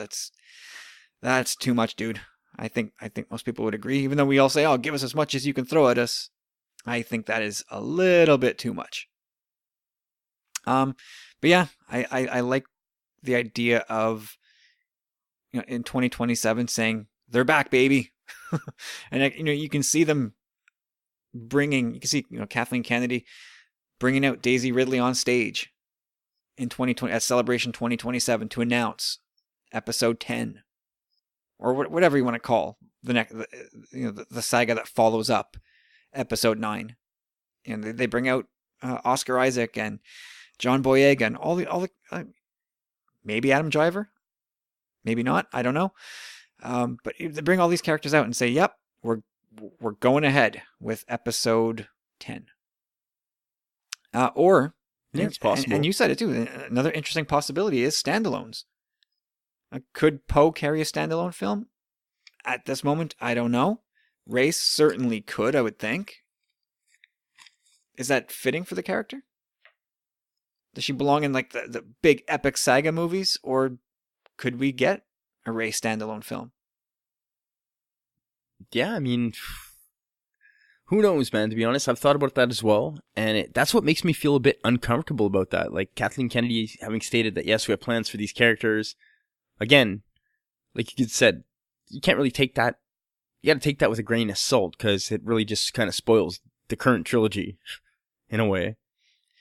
Yeah, I mean, if there's any validity to what she said on the Star Wars show, saying that, Rey, Poe, BB-8 part of the future of the movies, then spoilers, we know that Daisy Ridley's walking away from this.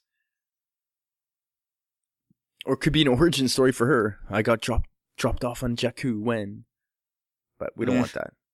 I don't think there's much there. Yeah, I mean that's all really interesting stuff, man. There's 3 interesting possibilities there. I think let's power rank them. We like to do that here. I will say top option is 2027 announcement for a new saga. And then I will say standalones is second, and then concurrent sagas, stagger them with Rian Johnson's work, and juggle standalones, Rian Johnson and this other saga. But no, actually, what? I'm on 100. Just scratch that one out because we don't want Rian that. Johnson would obviously need to be somehow a part of that, right? Exactly, and they've stated new characters and whatnot. So for his next works, yeah, it's a 2027 announcement or standalones or bust, and even yeah, or bust. That's it. I mean, I guess they could always reserve other things like novels and blah blah blah for those characters, but yeah, no, there's no way that they're going to be finished with these characters. I think it's best to just give them some space to age, let things kind of develop, and then you can place them at a new point in the galactic timeline. Who knows what will have happened?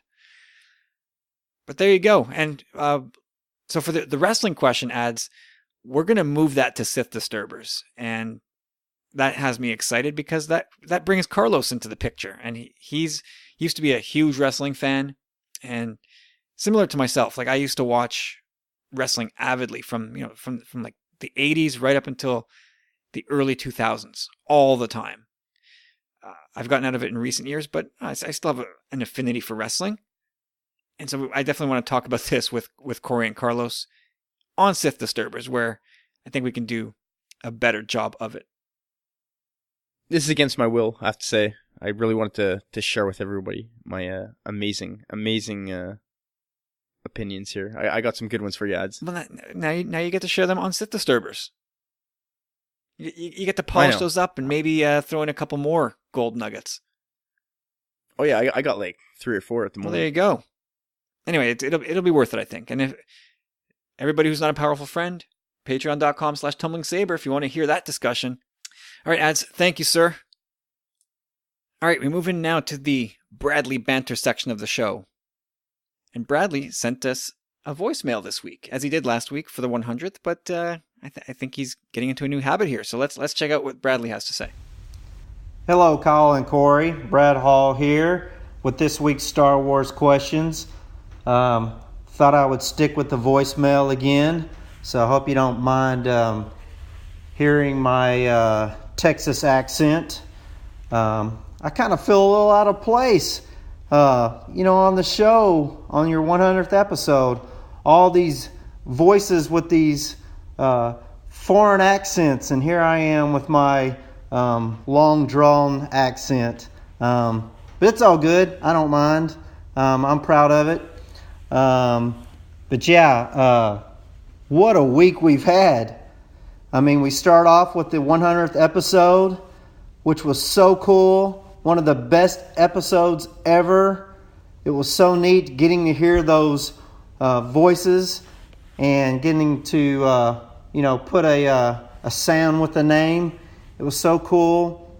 Having James on the show for the 100th episode, I thought that was pretty cool. So well done. Enjoyed every minute of it. And hey, I won at the end. That's pretty cool. All around, great start to the week. And then boom, yesterday we get the news about Rian Johnson getting to direct his own trilogy separate from the Saga trilogy. Now, I've seen some tweets, some reports saying he's part of the Saga, but if I'm understanding it correctly, it sounds like this is completely separate from the Saga films. So I think that's really cool. So that's good news. And then we also get the news about a live-action TV show that's coming down. And I think that's awesome. I mean, that's something I've been wanting to hear for a long time. And that sounds like that's going to come to fruition. So, I mean, what great news. You know, a few months back, it didn't, you know, with the directors being cut and new directors being put in, you're like, what direction are they going to go? What's going on here? A little uneasiness. But it seems like they've got a plan, and it sounds like it's going to be a good plan, especially since Rian Johnson's involved. And I mean, we're all crazy about this guy, and we haven't even seen The Last Jedi yet. But, you know, I have a feeling we're not going to be disappointed. I have a feeling this movie is going to deliver, and that's just going to even heighten our, you know, our craving to see what he's got in store with his own trilogy. I've got one question this week, and it has to pertain with the news that happened yesterday. If you only had to have one, which would you rather have? Would you rather have the live action TV show, and let's say that show went on for a guarantee of 10 years. So let's put it at 10 years live action TV show, or would you rather have the Rian Johnson Skywalker saga-less, is that how you would say that? Skywalker-less saga with Rian Johnson. So, out of the two, which would you say, I have to have that, and the other would be scrapped? So, there you go for this week's Star Wars question. Hope you guys have a great weekend, a great show, and as always, I'm looking forward to hearing what y'all have to say, and looking forward to hearing what the powerful friends out there come up with question-wise. Take care, y'all, and we'll talk to you soon. Bye. Now, Bradley, first of all, thank you for the voicemail, but no need to apologize for your accent or explain that away. We love the different accents on this show. We love the fact that we can have some accents from the UK.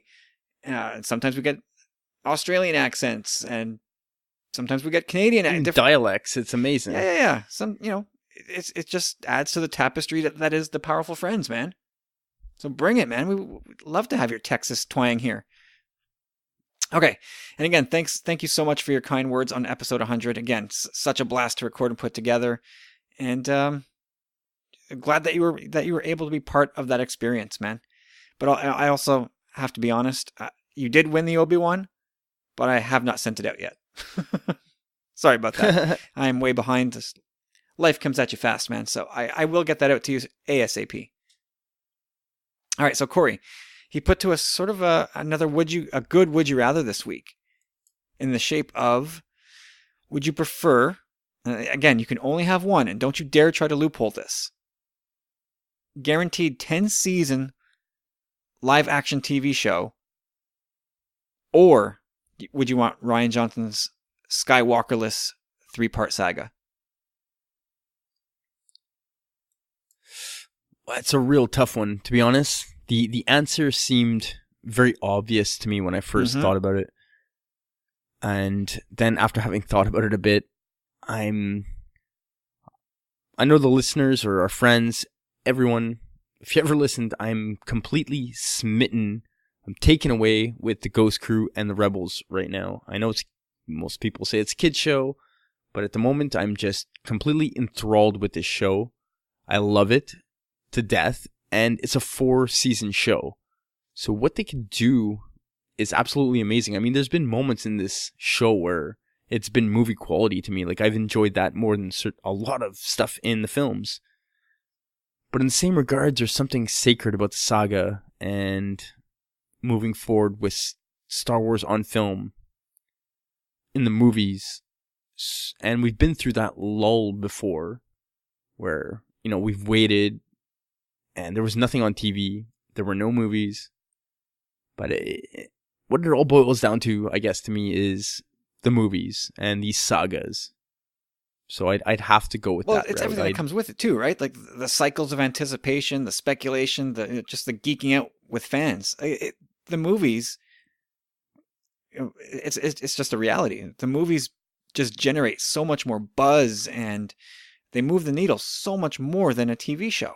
Like that's just the way it is. Oh yeah, that's it. We got so much time, like you said, to ponder and speculate, and then we get these little news drops here and there. Yeah, right. Like we get a little just bit of kinda- news, and we beat the hell out of it on this podcast, and hundreds of other Star Wars podcasters do the same thing. You only see a fraction of that type of interaction and fervor for the TV shows. And I'm not slandering the TV shows. They're great, but there is something about the movies. It's the boss. Like it's the Cadillac of Star Wars.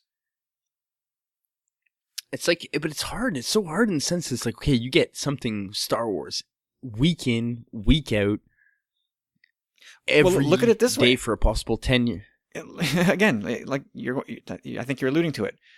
A TV series that runs for a decade would give you many, many, many times the amount of content. So if you imagine like 22 1-hour episodes, which are, okay, so 22 44-minute episodes times 10 seasons. That puts you in the neighborhood of what, like 160 hours of content versus 7 for a saga? 160 hours versus 7. That's where the question becomes very difficult. Yeah. And I'm sure that's exactly what Bradley was driving at. Like, we're talking, 25 times the amount of Star Wars content? 25 times, dude. that is tough to get around. Just imagine the amount of exploration of the mysticism and lore that you get in 160 hours, Corey. That's quite incredible. And like I said, I'm just completely enthralled with Rebels and their 4-season series. So, God. And again, I mean, it's such a tough question. In a 10-year run, there's no guarantees that they're all going to be gold. At some point, you might go, Jesus, this show is starting to overstay its welcome a little bit. They need to wrap this up. Or they should have wrapped this up 3 years ago. 10 years is a long time. Now. Yeah, exactly. Kind of like The Walking Dead, supposedly. Some people feel that way. And hey, I won't lie. I'm ready for The Walking Dead to wrap up. If they wanted to call it quits after season 8 or 9, great. Wrap it up. Just don't leave it dangling. But yeah, I mean, that's compelling, though. The amount of content that you'd get. That makes it a much tougher sell. Or I guess a much tougher decision to come to. Are you, like, in that light, are you still on the movie?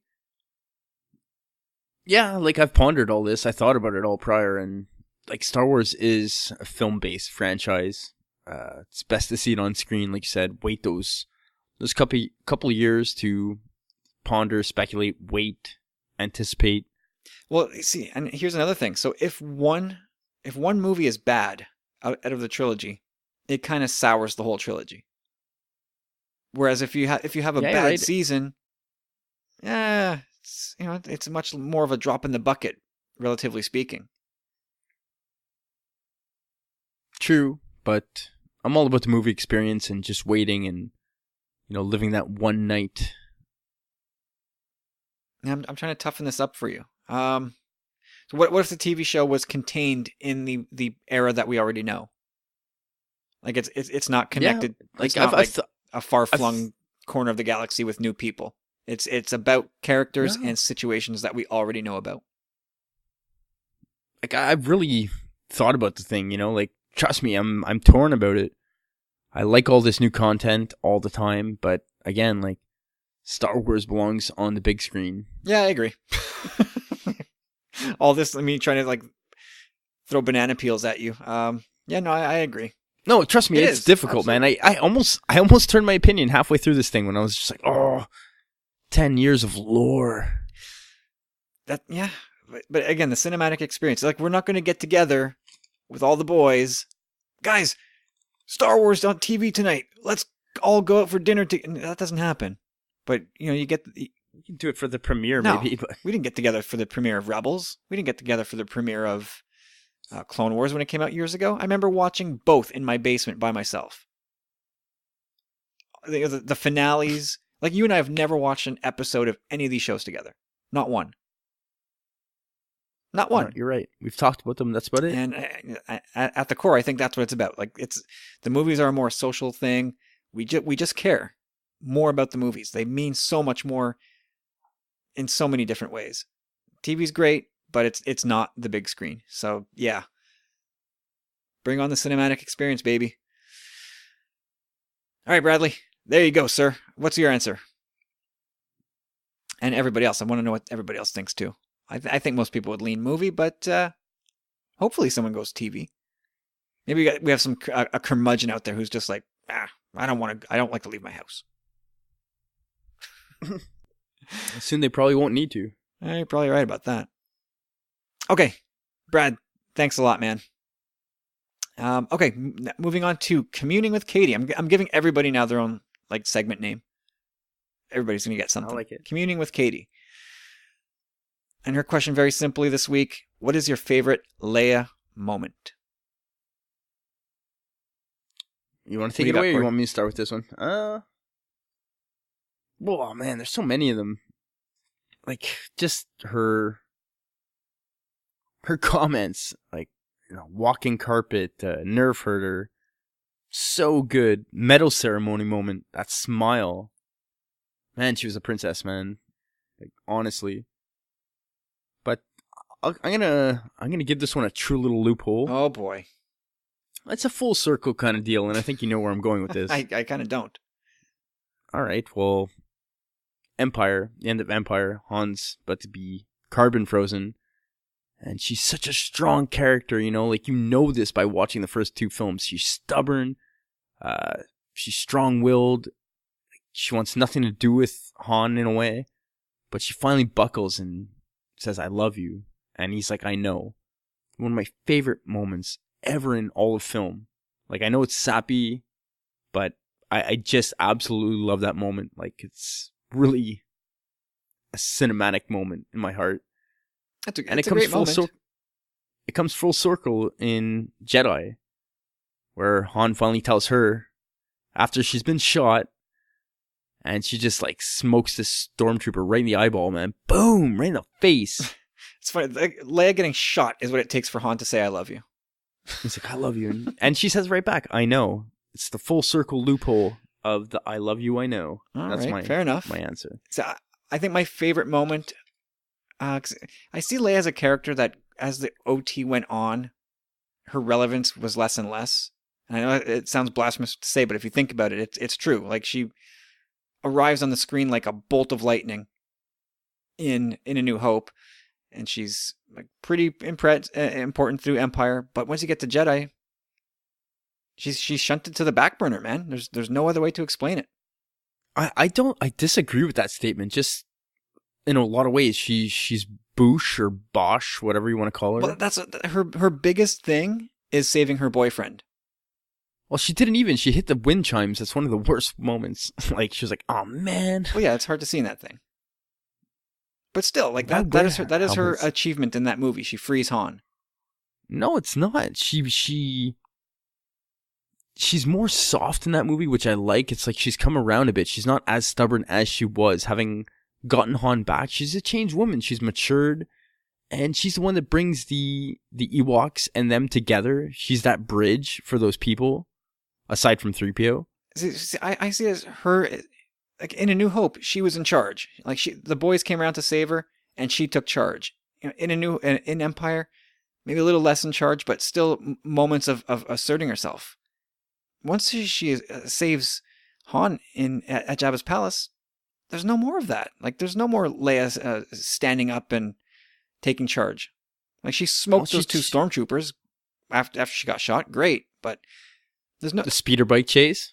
To me, there's no signature Leia moment in Jedi. Well, it is, man. It's where she meets the Ewoks with her and Wicket. Like, that's the bridge. Like, that's what they need at that point. Like her. And again, her firecracker leadership is gone, I think, in Jedi.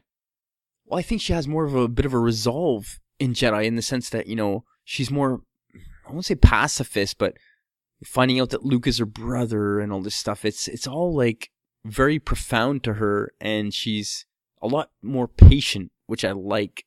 She's not as stubborn, and like she's actually willing. She's seeing the bigger picture kind of at this point. And I like seeing the transition from the character of being this young girl, very brash and brave and bold, which we all respected, to still being all that, but more composed in Jedi. See, I don't see her as that in Jedi. I just see her as like one of the team now. Like she should have been up there with Maydeen and Mon Mothma giving the instructions on here's what we're going to do. Instead, she's sitting there with Han, volunteering for his mission. Like he's in charge. Why wasn't she in charge? She's not a pilot like him. Well, that's awesome because he wasn't a pilot on that mission either, except for driving a slug of a cargo ship. Like that was a ground mission. Like I don't want to nitpick this to death, but I feel like her role was gradually reduced. No, like Luke was Luke was a central character. Han was well loved, but yeah, I know what you mean in a way, but I don't necessarily. I like the progression of her character. See, I completely don't even see it as progression. I at all. A lot of people anyway, don't. Interesting. Oh yeah, absolutely. A lot of people don't, and I count me in that group. I don't see her as, being. Again, like it's all sort of metaphorical, right? With that the Slave Leia outfit, where they turned her into like the girlfriend and eye candy. And I think that is absolutely true. But anyway, I want to talk about my favorite moment about Leia, if I may answer Katie's question. I think her confrontation with Vader at the beginning of A New Hope is now augmented by Rogue One. Like it was super badass before to see her stand up to this guy who was like twice her size. But for her to go all in on her lie, considering what we now know, based on info added from Rogue One, like Vader knew the whole time. Like he saw the ship leave from, what's the name of the ship? Ooh. It's called Radiss's ship. Oh God! Started with a Jesus. Whatever, doesn't matter. Yeah, he saw that ship leave. He saw the Tantive 4 leave. And so, like, he's looking at her in the eye, and she's lying to his face. That's a really bold moment. And then later on in the movie, she stands up to Tarkin. A totally hopeless situation for her. There's no allies for her, no rescue.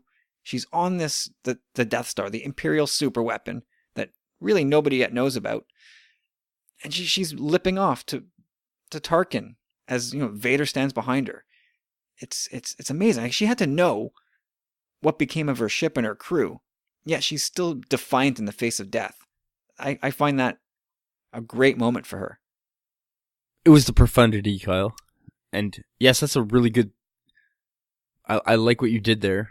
You almost kind of loopholed it in a way. What? In a That's small... not true. There's no loopholing there. No, it was... I just like how you drew from Rogue One there. Very interesting. Because it is true. You see this... Like, man, she is really believing herself almost in A New Hope now at that point, Well, it's not a lie if you believe it.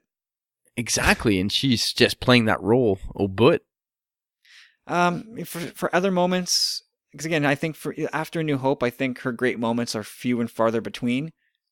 So recent material, like comics and novel stuff, so her getting the Hutt Slayer nickname, I think that's a pretty cool retconning of her history. The Force-induced memories that she had on Naboo, like she kind of like sensed her mom there, and she felt Maul's presence, or I guess the shadow of his presence there. That was a pretty cool moment to see her Force sensitivity once again brought back into the picture. And then in Aftermath, sort of feeling, using the Force, not using the Force, but sensing her son through the Force. Her, being able to identify that it is a boy. Like she didn't know that until the Force maybe helped her realize that it was a boy, and her sensing the threat on her son, which we all presume to be Snoke. All that stuff, great moments for in recent expanded universe stuff.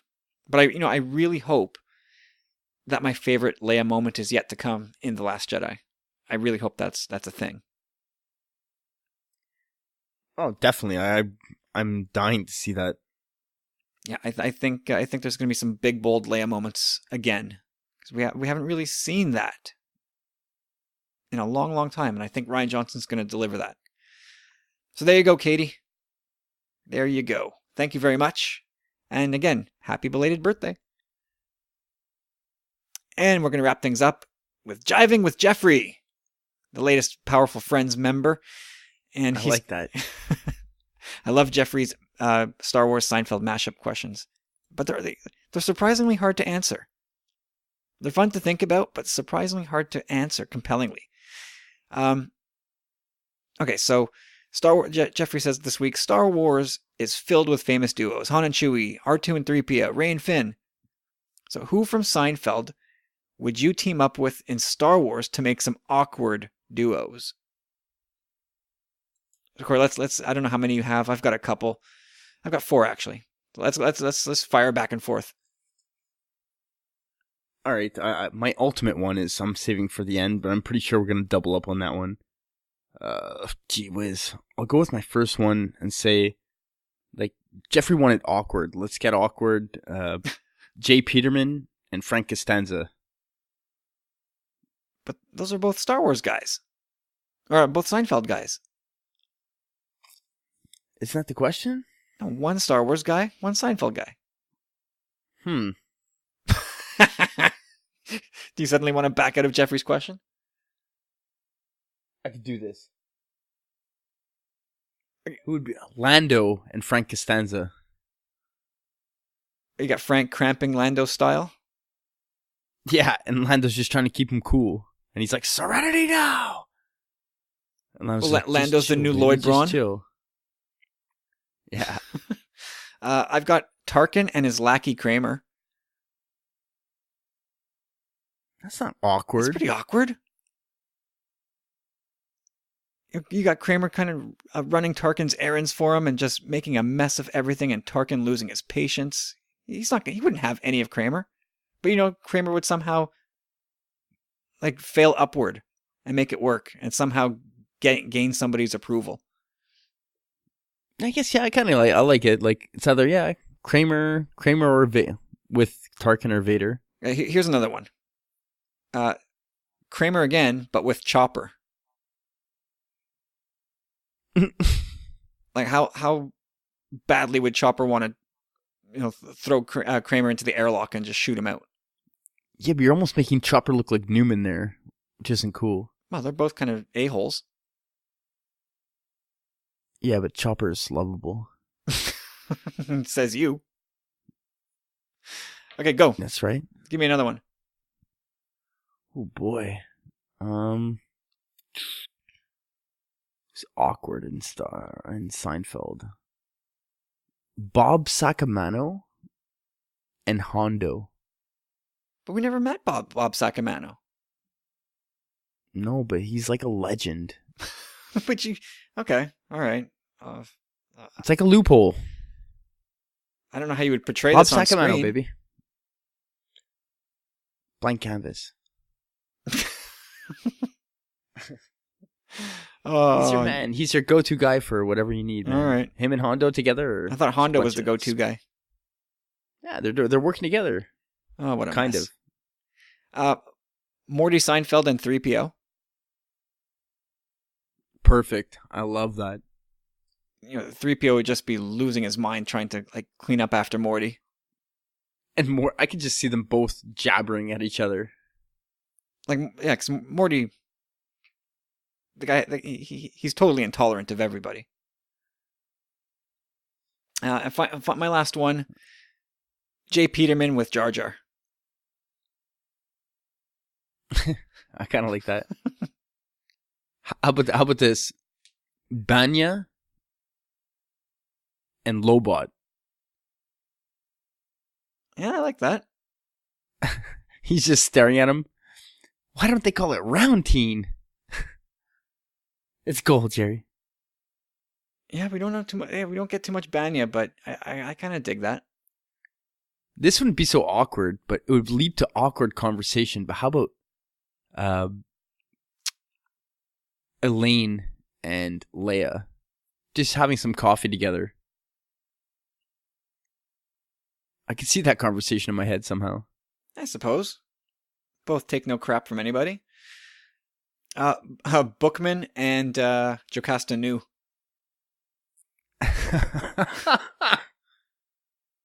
Hey, mister.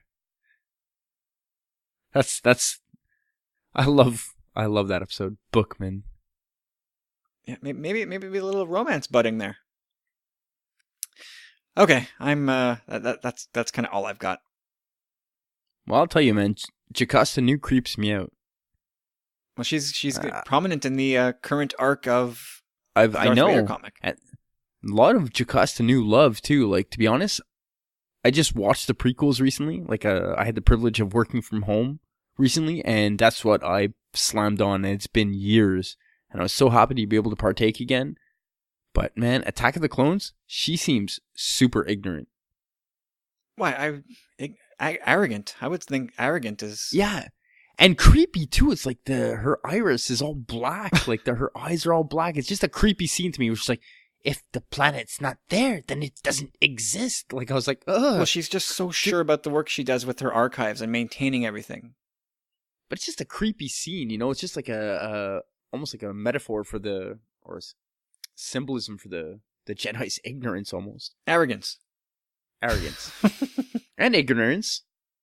It's more ignorance than arrogance. I guess it's a little bit of both. They were clueless to what was going on. Okay, there you go, Jeffrey. If you have any awkward combos, I'd love to hear them. And that brings us to the end of episode 101, Corey.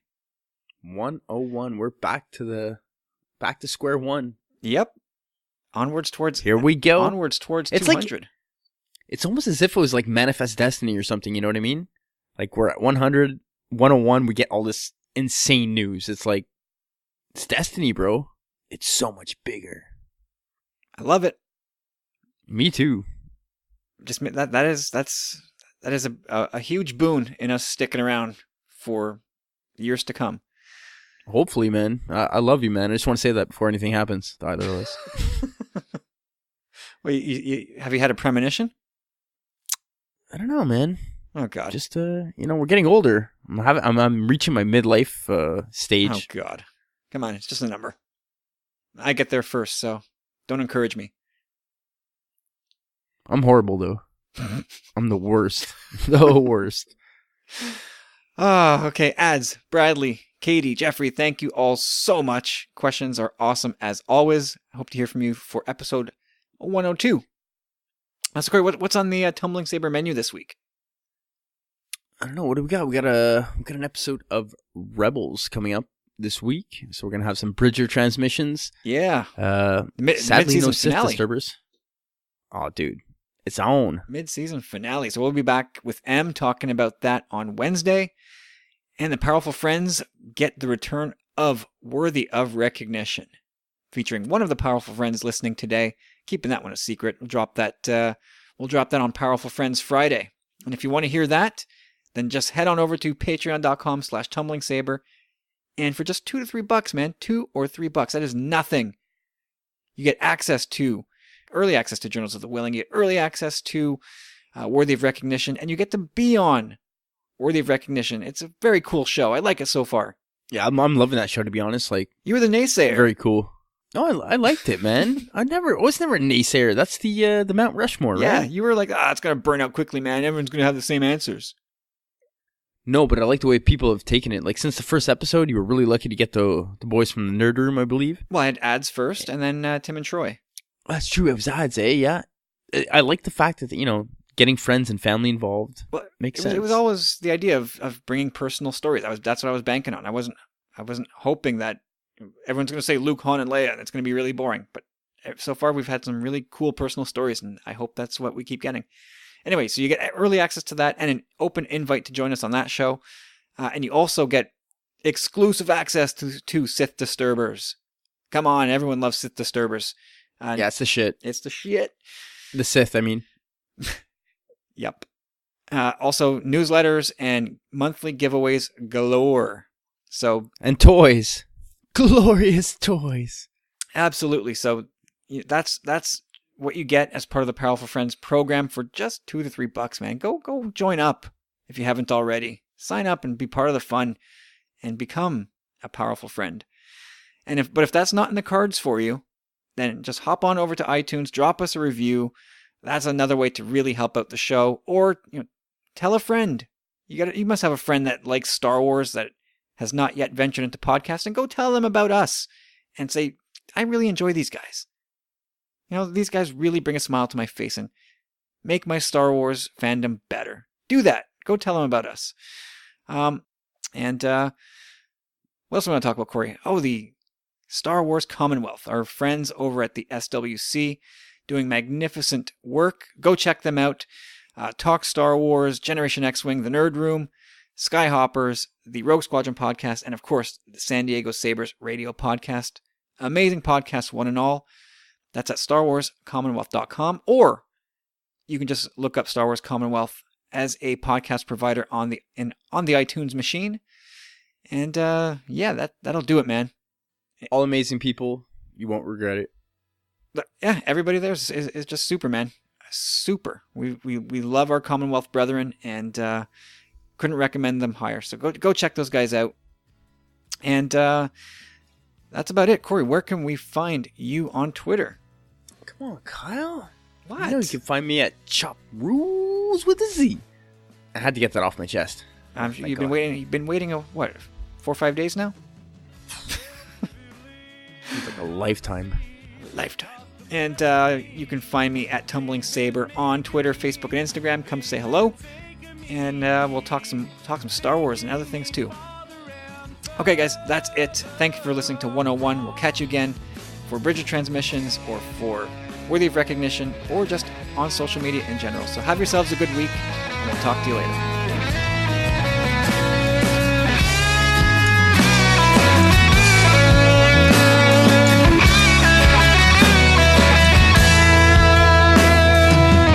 Self-redeeming qualities, have they hindered me?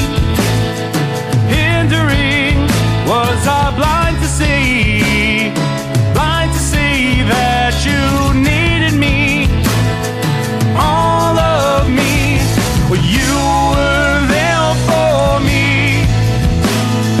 I will be there too,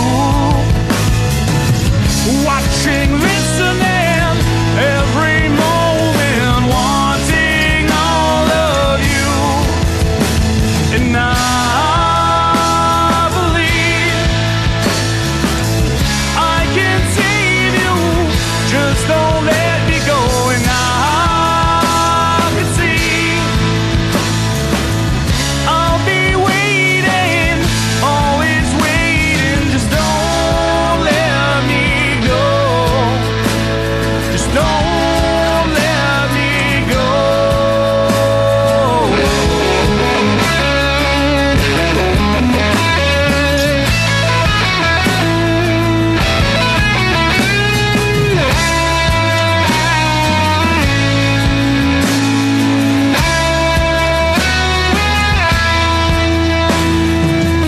Time goes on and I'm questioning all the things I've seen, crazy things I've seen as I'm watching you. I'm watching you walking away from me. Were you watching me? Was it just a dream? Just a dream. And I believe I can save you, just don't let me go.